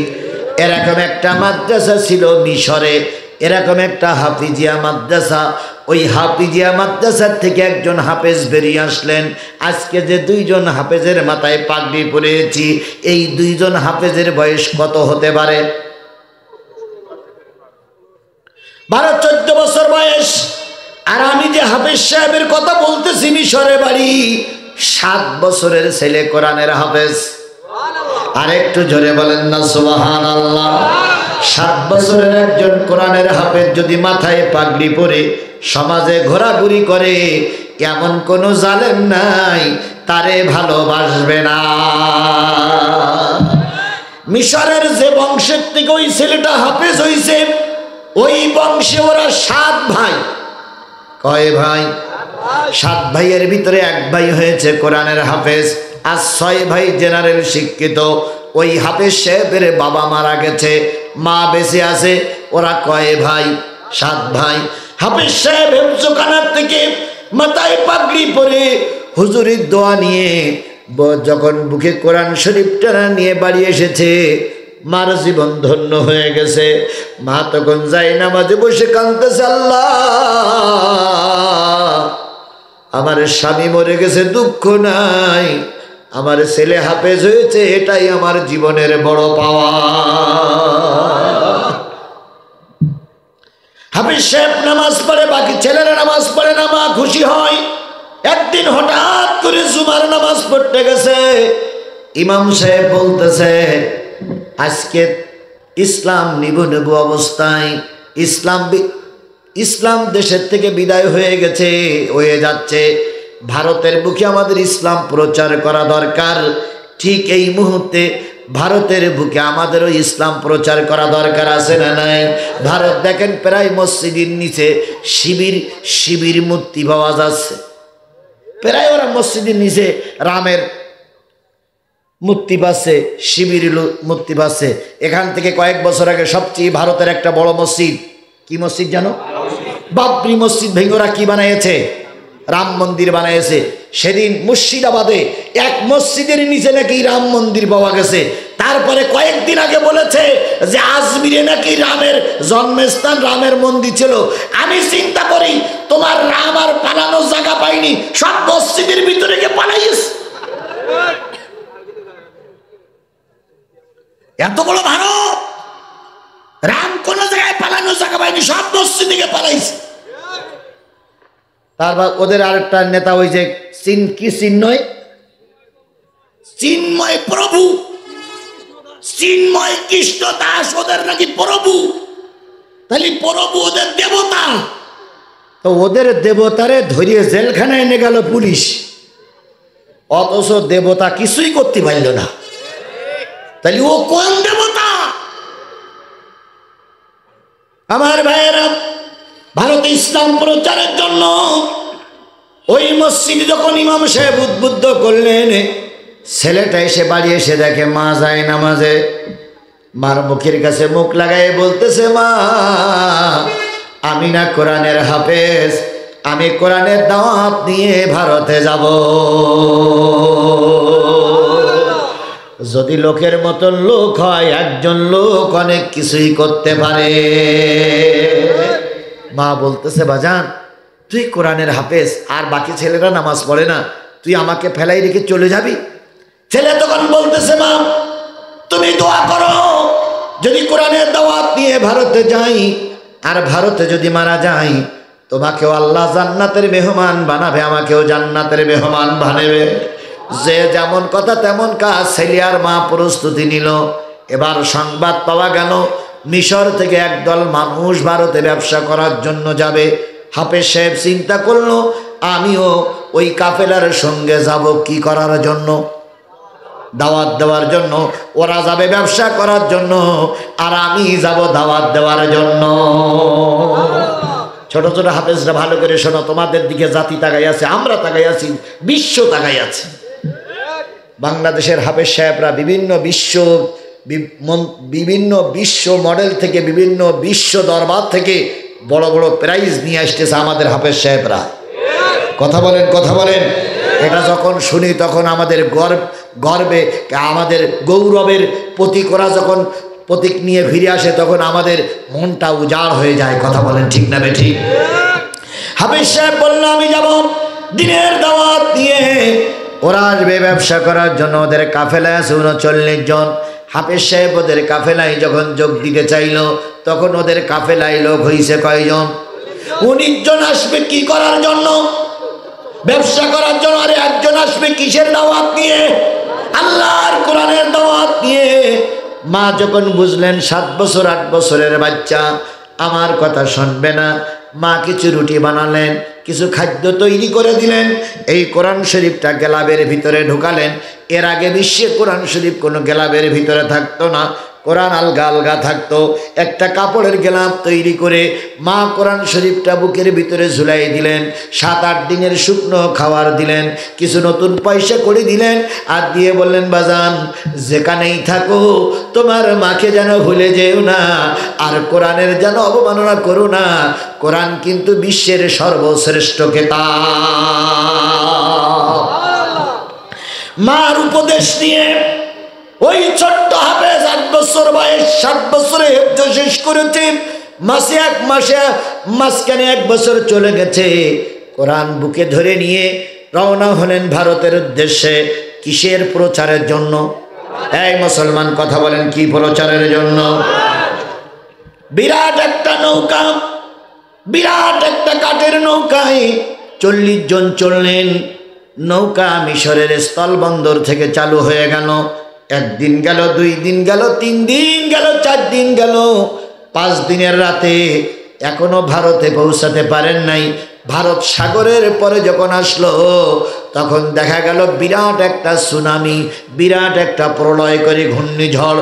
ওই ঘূর্ণিঝড়ে রাতের অন্ধকারে ওদের 40 জন বহনকারী নৌকাটা সম্পূর্ণ উল্টে গেছে। 40 জন মানুষ ভারত সাগরে ডুবে গেল। যখন ভারত সাগরে ডুবে যায়, ওই হাফেজ সাহেবটা কোরআন বুকের থেকে নিয়ে উঁচু করে বলতেছে, মালিক, ও আমার রব, ও আমার আল্লাহ, ওরা ডুবে গেলে তোমার ইসলাম ডুববে না, কিন্তু আমি যদি ডুবে যাই তোমার কোরআন ভারতে পৌঁছাবে না। অমুসলিমদের কাছে দাওয়াত দেওয়ার স্বার্থে তুমি আমাকে হেফাজত করো। ওই ছেলেটার নাম ছিল বারাকাত। কি বললাম? বারাকাত। ওই ছেলেটার কান্না মালিক কিভাবে শুনেছিল না মালিকের ব্যাপার। হাফেজ বারাকাত বলেন, নৌকাটা ডুবে গেল।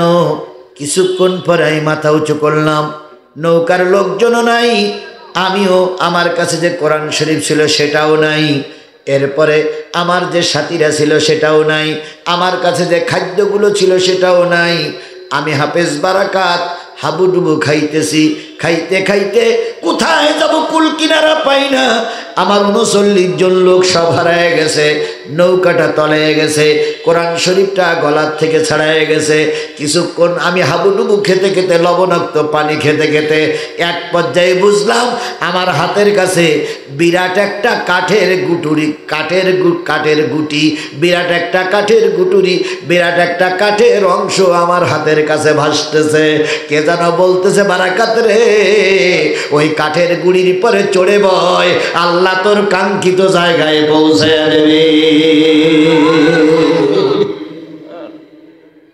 বিপদে পড়লি সাহায্য করে কে? আর একটু জোরে বলেন কে? উল্লাপাড়ায় এরকম বিপদ আল্লাহ আমারও ফেলাইছিল। এই এমপির আগের এমপি সাহেব ছিলেন শফি কি শফি সাহেব ছিলেন। উনি একবার আমার পর আক্রমণ করেছিলেন। উনি এখন আছেন না মারা গেছেন? আল্লাহ ওর আরো হায়াত বাড়াই দিক। হ্যাঁ, ওর আল্লাহ আরো হায়াত বাড়াই দিক। আমি উল্লাপাড়াই স্টেশনের ওই পাশে মাহফিল, আমি মাহফিল করে নামলাম, উনিও আমার পিছনে পিছনে নামল। ওনার টার্গেট আমারে ধরবে, মারবে, হত্যা করবে। এরপরে আমি আসতেছি, ওনার গাড়ি আমার পিছনে পিছনে, আমার গাড়িও পিছনে, আমার গাড়ি সামনে, আমার ড্রাইভার। আর আমি চিন্তা করেছিলাম আজকে মারাই যাব, কারণ ওর সঙ্গে একটা পুলিশের গাড়ি আছে আর ওনার দল বল আছে।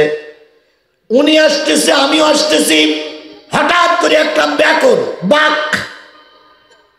ড্রাইভার বললে, স্যার কি করবো? আমি বললাম, বাঘের ডাই নিয়ে দাঁড়িয়ে সোজা চালা। সোজা কিছু দূর ভিতরে যেয়ে একটা ছোট ব্রিজের ওখানে যেয়ে সব লাইট অফ। উনি মনে করলেন বাঘ ঘুরিয়ে সোজা রাস্তায় হুজুর চলে যাচ্ছে, পুলিশও সাইরেন দিতে দিতে চলে যাচ্ছে। আমাকে নামাই দিল। নামাই দেওয়ার পর আমি একটা বাড়ির আশ্রয় দিয়ে একটা ছোট্ট জায়গায় আশ্রয় নিলাম। ওনারা আবার ঘুরিয়ে এসে এই গাড়িটারে পেয়েছে। গাড়ি পেয়ে বলতেছে, গাড়ি কোথার? তখন ওই ছেলেটা বলতেছে, এখানে একজন ভাড়ায় আসছে, তাই নিয়ে আসছি। কয় এই গাড়িতে কি হুজুর ছিল? কয় না, আমি হুজুরের চিনিই না। আমার বিশ্বাস, ওই দিন যদি এই জান্নাতি মানুষটা,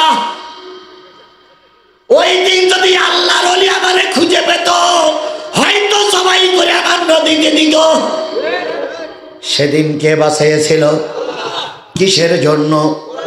আমি শুধু এতটুকু বিশ্বাস করি, আল্লাহ যত বড় বিপদ থেকে তুমি আমারে বাঁচিয়েছো, সবটা ছিল তোমার কোরআনের জন্য।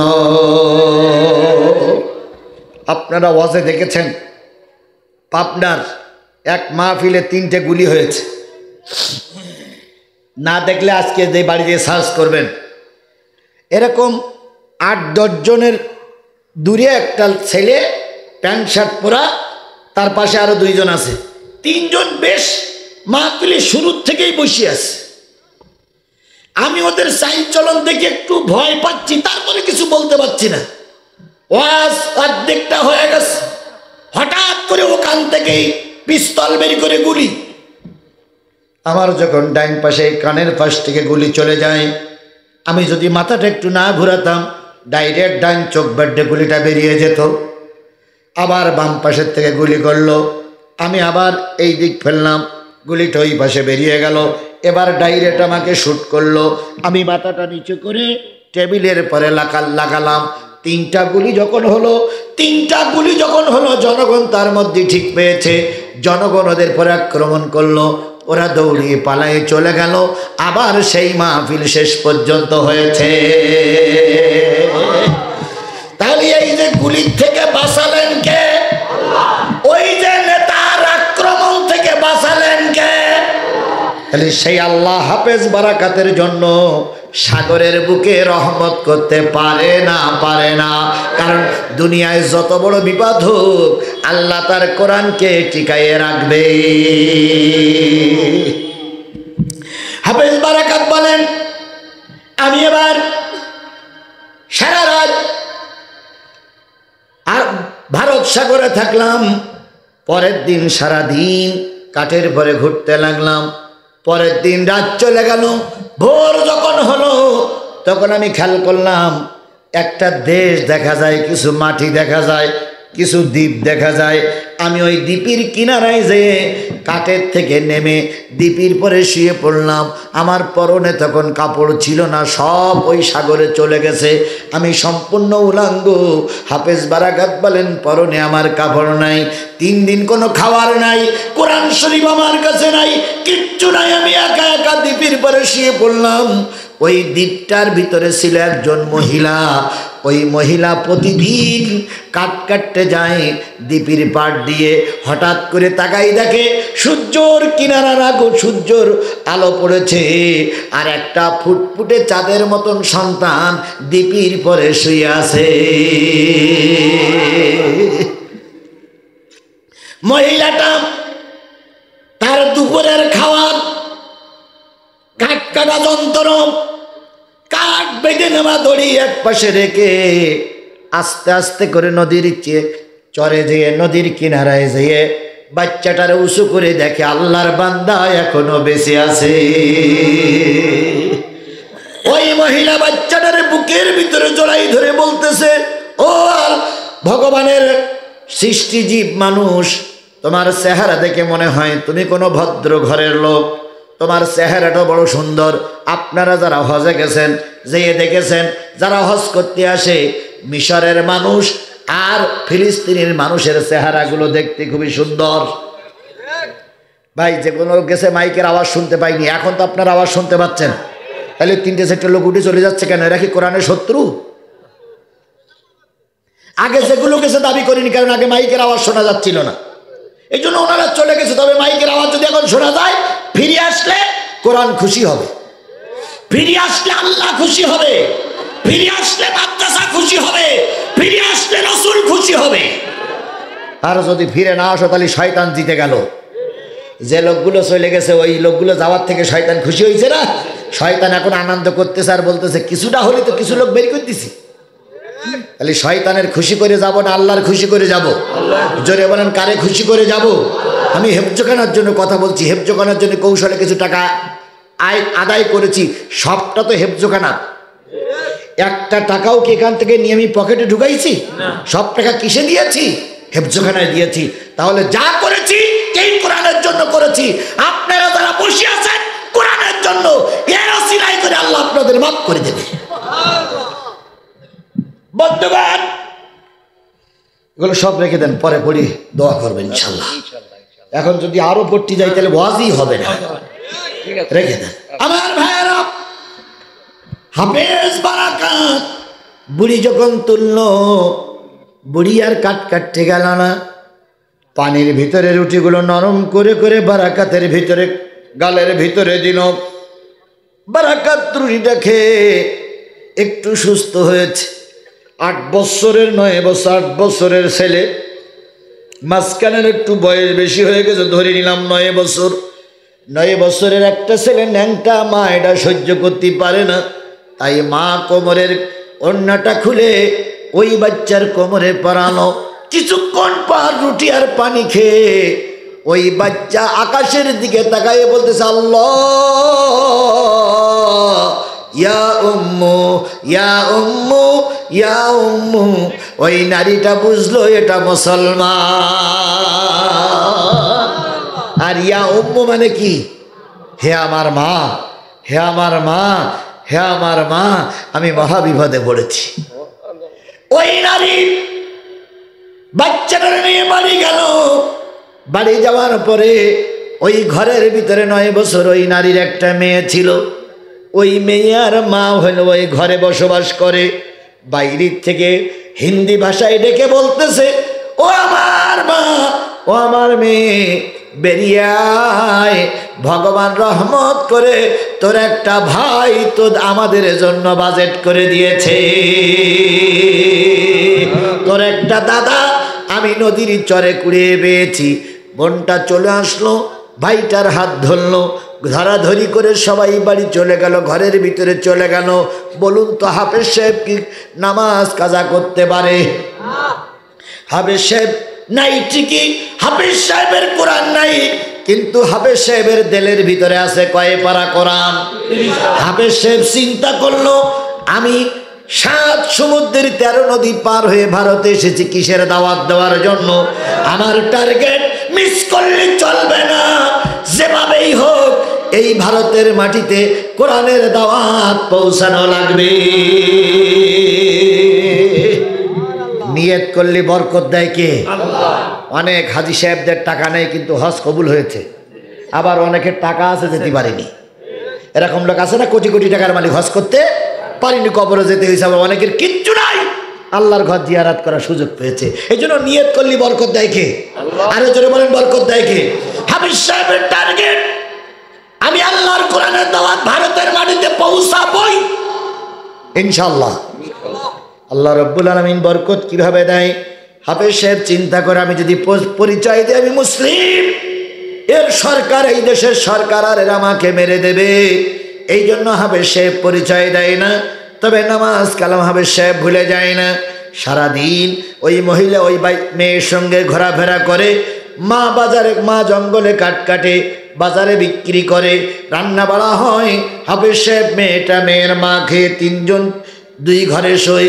মেয়ে আর মেয়ের মা এক ঘরে, বারাকাত আর এক ঘরে। বারাকাতের জীবনী পড়ে পাওয়া গেল সারা দিনের নামাজগুলো বারাকাত রাতে আদায় করে। আর মার মেয়ে যখন ঘুমায় পড়ে, বারাকাত তখন আল্লাহর কোরআন তেলাওয়াত করতে শুরু করে।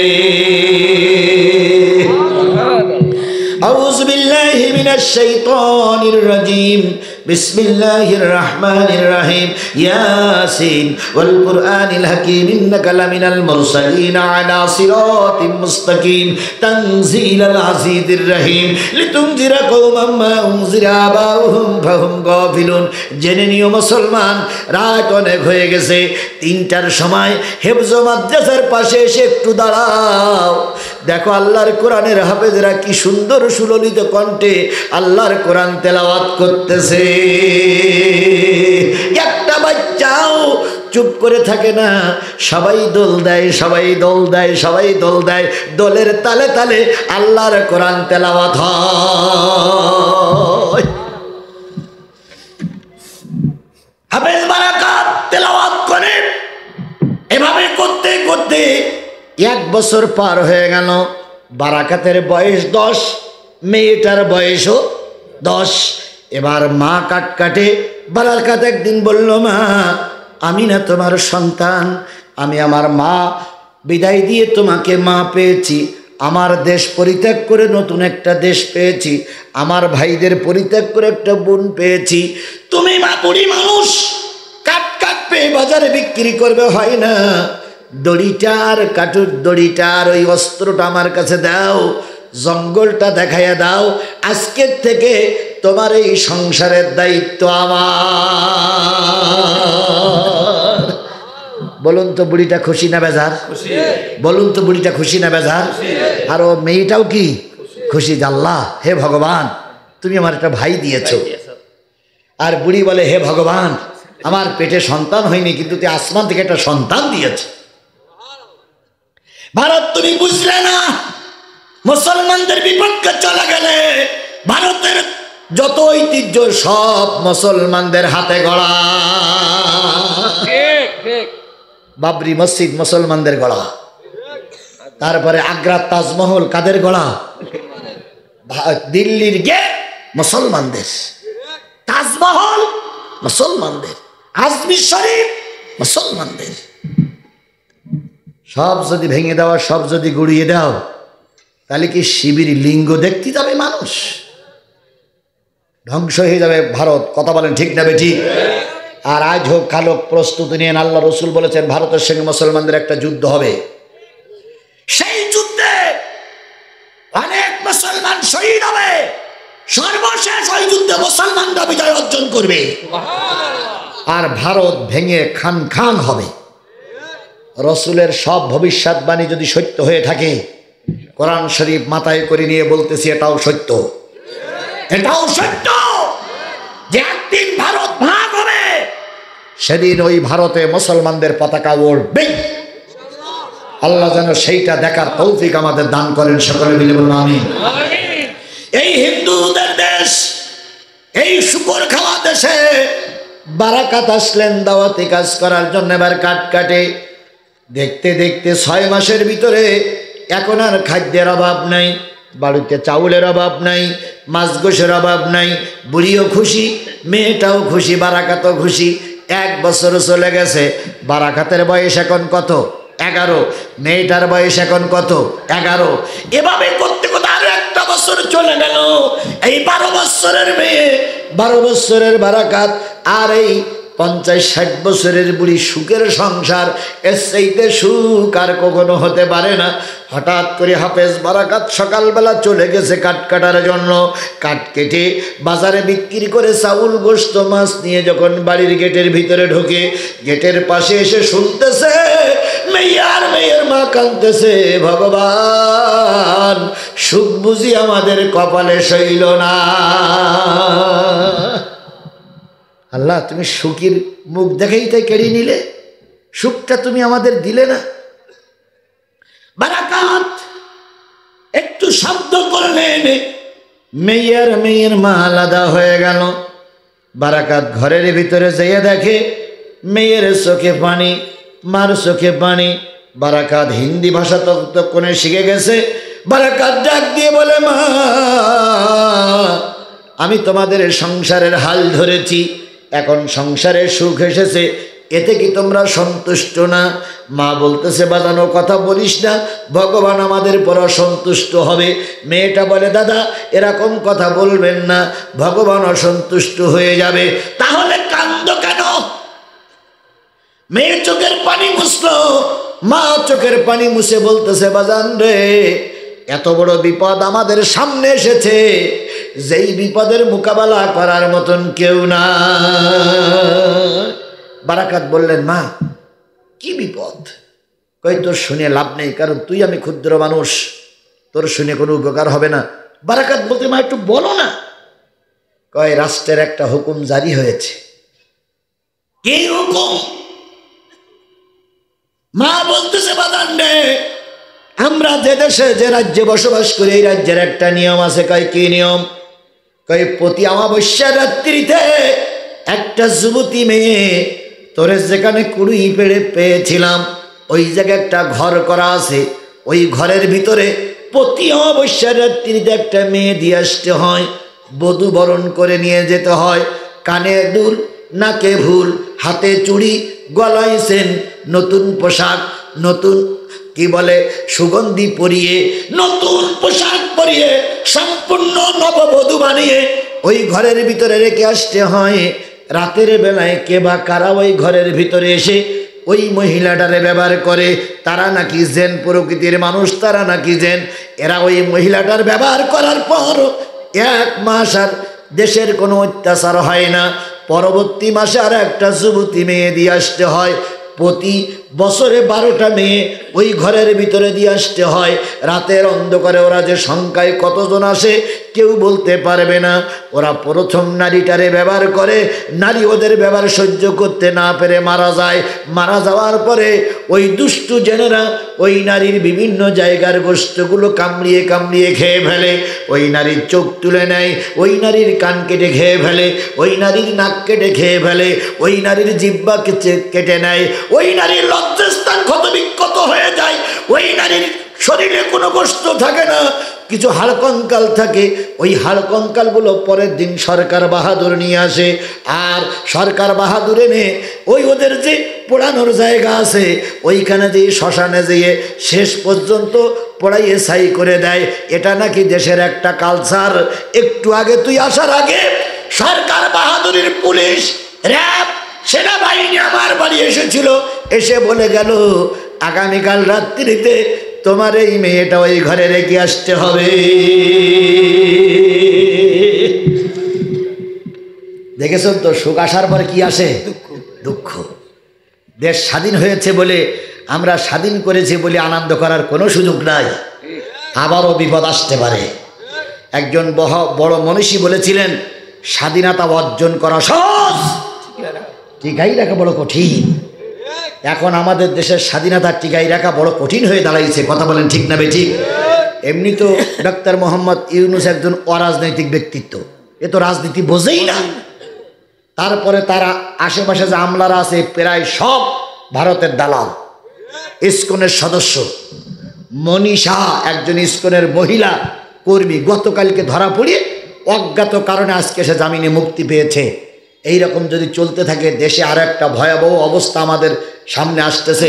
মোকাবেলা করার জন্য সবাইকে প্রস্তুত থাকতে হবে।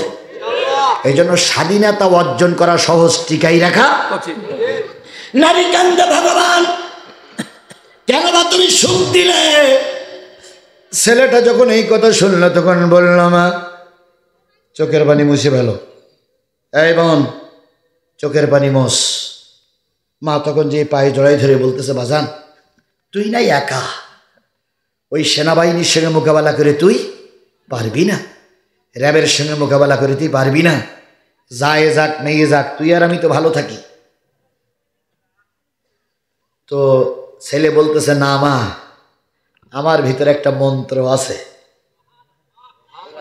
এই 3 বছরের ভিতরে বারাকাত কিন্তু এটা স্বীকার করি নাই, এবার সুযোগ এসেছে। মা আমার ভিতরে একটা মন্ত্র আছে, সেই মন্ত্র যদি আমি তেলাওয়াত করতে পারি, কোন তার 14 গোষ্ঠীর ক্ষমতা নাই আমাদের উপর আক্রমণ করে। সেই মন্ত্রটার নাম কি? ও মুসলমান, সেই মন্ত্রটার নাম কি?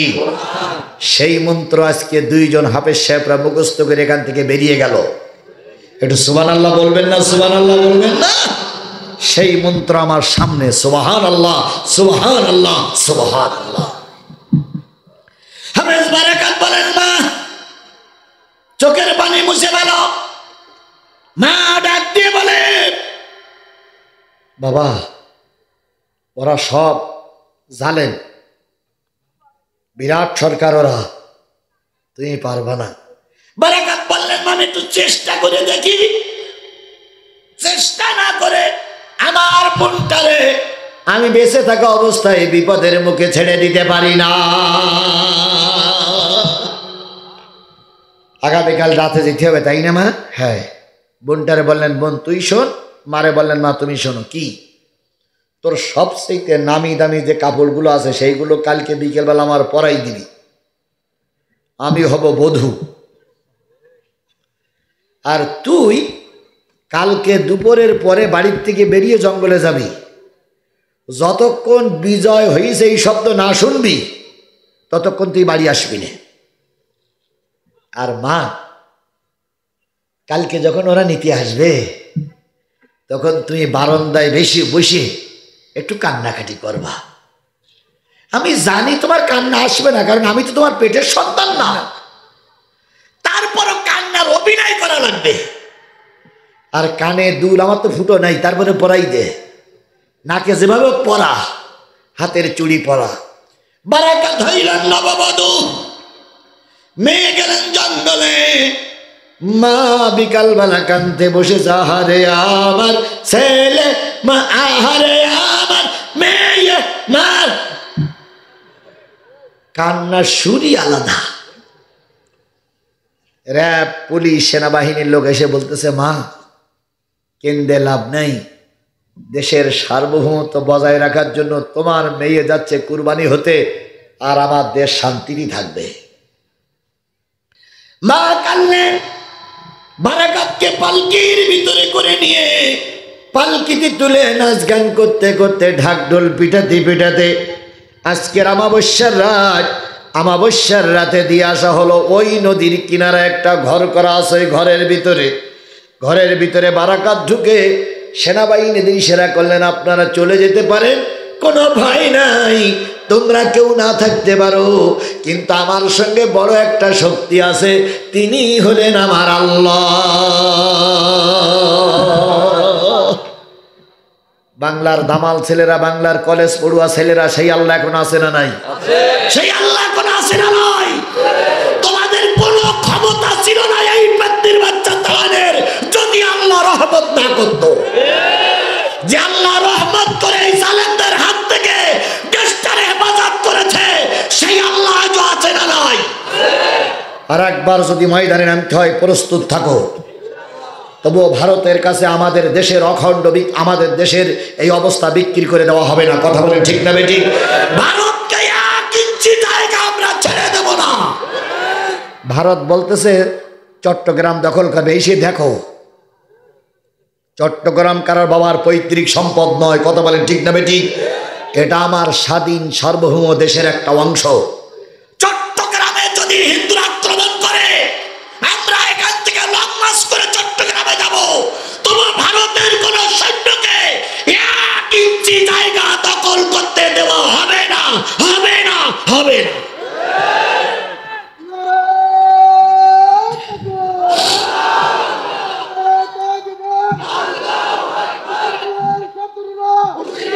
আমার ভাইরা,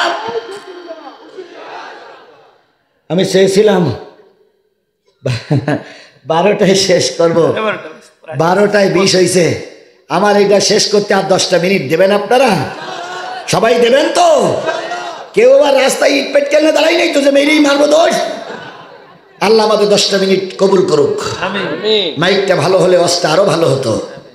যতটুকু হয়েছে এটাই আলহামদুলিল্লাহ। সব জায়গায় সব জিনিস ভালো হয় না, কিছু কিছু 19-20 হয়। এক জিনিস আজকের মাইক খারাপ হয়েছে বলে কালকে খারাপ হবে এরকম আশা করার ঠিক না, কারণ ওদের সেট তো এমনি ভালো সেটও তো আছে। আজকে হঠাৎ করে মেশিনপত্র সমস্যা একটু 19-20 হয়ে গেছে, খারাপ নজরে দেখার সুযোগ নাই। আল্লাহ ওদের বরকত দিক, ওরা তো হাজারো চেষ্টা করেছে, আল্লাহ বরকত দিক।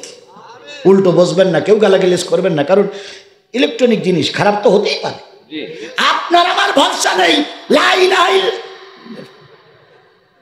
সেদিন এক ইমাম সাহেব মসজিদে খুতবা দিতে দিতে পড়ে গেছে, ওখানেই মারা গেছে। বাংলা খুতবা শেষ, উনি বলতেছেন সবাই সুন্নত পড়ে। এই গত শুক্রবার, আজ কি বার? কালকের আগের দিন নরসিংদীর মাধবদী এক জুমা মসজিদের খতিব, সুললিত কণ্ঠের বক্তা, উনি বাংলা আলোচনা করে উনি বলেন সুন্নত পড়েন বলে উঠেছে, আর অমনি হুবড়ি খেয়ে পড়েছে। তো পড়িয়েছে, তা ওখানে পড়েই মৃত্যু। তাহলে ওনার মৃত্যুটা কত ভালো মৃত্যু ভাই! একটা ইমাম সাহেবের জীবনের 1 সেকেন্ড গ্যারান্টি নেই। ওর মাইক ভালো হতে পারে, খারাপও হতে পারে, উল্টো বসবেন না, ওর ব্যবসাটারে ধ্বংস করেন না, ওর ব্যবসা আল্লাহ বরকত দিক।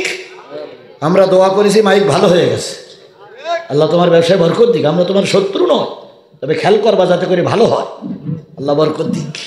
ও আমার অনেক পুরাতন বন্ধু, এটা আমার অনেক পুরাতন শাগরেদ, আসলেই ভালো মন্দ জিজ্ঞেস করে, আল্লাহর বরকত দিক। আমি বন্ধুগণ, যে জিনিসটা বোঝাতে চাচ্ছিলাম সেটা হলো হাফেজ বারাকাতের ব্যাপারে কথা বলতেছিলাম। বারাকাত বলেন বউ বসে রেখে পৌঁছাই দেওয়া হলো, সেনাবাহিনীরে বিদায় দিলেন। রাত ওরা চলে আসলো, রাত অনেক হয়ে গেল। বারাকাত অপেক্ষায় ছিলেন কখন দুষ্টু জেনারা আসবে। রাত গভীর হয়ে গেছে, অবশ্যই অন্ধকার। হঠাৎ করে দেখা গেল সাগরের বুকে একটা প্রজ্বলিত আগুন জ্বলতেছে। বারাকাত চিন্তা করলেন এই বুঝি জেনে এসে গেল। বারাকাত শুরু করলেন ইয়াসিন ওয়াল কুরআনিল হাকিম ইন্নাকা লামিনাল মুরসালিন।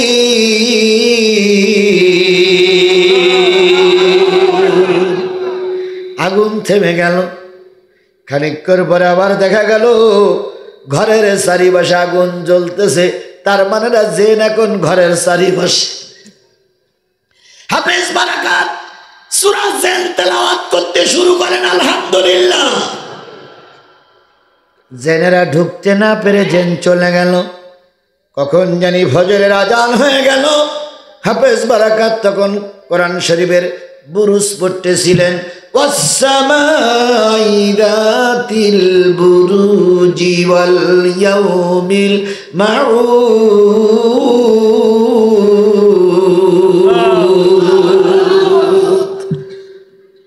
ফজর হয়ে গেছে। সরকারি দলের সেনারা, র্যাব, বিজিবি, পুলিশ গেছে সকালবেলা কি আনার জন্য? কঙ্কাল আনার জন্য, হাড় আনার জন্য। যখন ওরা ঢাক ঢোল পিটাই যাচ্ছে, হাফেজ বারাকাত তখন ঘরের থেকে এসে বলতেছে, আসসালামু আলাইকুম। সেনাবাহিনী অস্ত্র ফেলাই মেরেছে দোষ। অন্যদিন কঙ্কাল পাওয়া যায়, আর আজকে সালাম দেয়, হায় রে সর্বনাশ। হাফেজ বারাকাত বাইরে এসে বলতেছে, ও সেনাবাহিনী দৌড়াইও না, সেনাবাহিনী আরো দোষ। অন্যদিন জেনেরা রাতে কারবার করে, আর এখন দেখি জেন দিনে কারবার করতেছে। ওরা দৌড়ায়, হাফেজ বারাকাত তাকাই থাকে, হায় রে শক্তিশালী সেনাবাহিনী, দৌড়াও কেন? অনেক দূরে দিয়ে সেনাবাহিনী পাগলের মতন তাকাই রয়েছে। কিরে, অন্যদিন কঙ্কালার, আজকে যেমন তো মানুষ। ঘটনা কি? একজন দুইজন করতে করতে এগোই আসে। হাফেজ বারাকাত বাইরে এসে বলে, ভাই সঠিক সংবাদটা শুনে যাও। একজন যেয়ে বলতেছে, নাম কি? বারাকাত। কালকে সে মেয়ে, সেই মেয়ে তো আমি না, সে তো মেয়ে, তুই তো সেই। হাফেজ বারাকাত শাড়ি কাপড়টা মাথায় দিল, কোমরে গুজে বলতেছে, দেখান তো কালকের মেয়ে কি আমি? হ্যাঁ তা তো, কিন্তু রাতে ওরা আসেনি। ওই এসেছিল। কিভাবে বাঁচতে? কয়েকটা মন্ত্র আমার কাছে আছে, ওই মন্ত্র যেখানে তেলাওয়াত হয় সেখানে জেন কেন, জেনের 14 গোষ্ঠী আসতে পারে না। সেনাবাহিনীর প্রধান, বিজিবির প্রধান, ওই সময় যারা শান্তি শৃঙ্খলায় নিয়ে জিতেছিল এই বাহিনী, পালকির পরে করে নিয়ে নাচতে নাচতে রাজদরবারে গিয়ে হাজির। জাহাপানা, বড় বিপদ থেকে আমার দেশটার এই ছেলেটা হেফাজত করেছে। সুবহানাল্লাহ বলেন। সরকার বাহাদুর বলল, ওরে যুবক, আমি আমার ক্ষমতার বলে, আমি আমার অস্ত্রের বলে, আমি আমার লোকজনের বলে, ভারত এত বড় একটা অংশ, আমি আমার ক্ষমতার বলে কোনো নারীর সতীত্ব রক্ষা করতে পারিনি। তুই কোন মন্ত্র বলে এই নারীর সতীত্ব রক্ষা করেছিস? সেই মন্ত্রটা আমাকে একটু পড়ে শোনা, যাতে করে দেশের মানুষকে আমি অন্তত নিরাপত্তা দিতে পারি। হাফেজ বারাকাত বললেন রাষ্ট্রপতি, হাফেজ বারাকাত বললেন রাষ্ট্রনায়ক, ও আল্লাহর গোলাম, আমার ভিতরে আছে কোরআন, এই কোরআন পড়লে জেন আর ক্ষতি করতে পারবে না, আর আমি যদি বেঁচে থাকি কোনো জেনের হাতে আর নারীদের তুলে দেওয়া হবে না। যদি বড় বিপদ এসে যায় এই কোরআন দিয়ে তার মোকাবেলা করা হবে। রাষ্ট্রপতি বলতেছে, বাজান রে, তুই আমার বুকে আয়। অস্ত্র দিয়ে মোকাবেলা করতে পারিনি, বোম ফুটেই মোকাবেলা করতে পারিনি, তারপরে লোকজন দিয়ে, সেনাবাহিনী দিয়ে মোকাবেলা করতে পারিনি। তুই যে মোকাবেলা করেছিস, এই জন্য তুই আমার হৃদয়ের স্পন্দন আমার বুকের ভিতরে জড়িয়ে আয়। আর তুই যে মন্ত্র পড়ে এই জেনদের হাত থেকে আমার যুবতী মেয়েদের হেফাজত করেছিস, সেই মন্ত্রটা আমার একটু পড়ে শোনা। এবার হাফেজ বারাকাত বললেন, আল্লাহ, এই তো সুযোগ। হাফেজ বারাকাত বললেন, ও রাষ্ট্রপতি, এই মন্ত্র পড়তে গেলে কলেমাওয়ালা হওয়া লাগবে।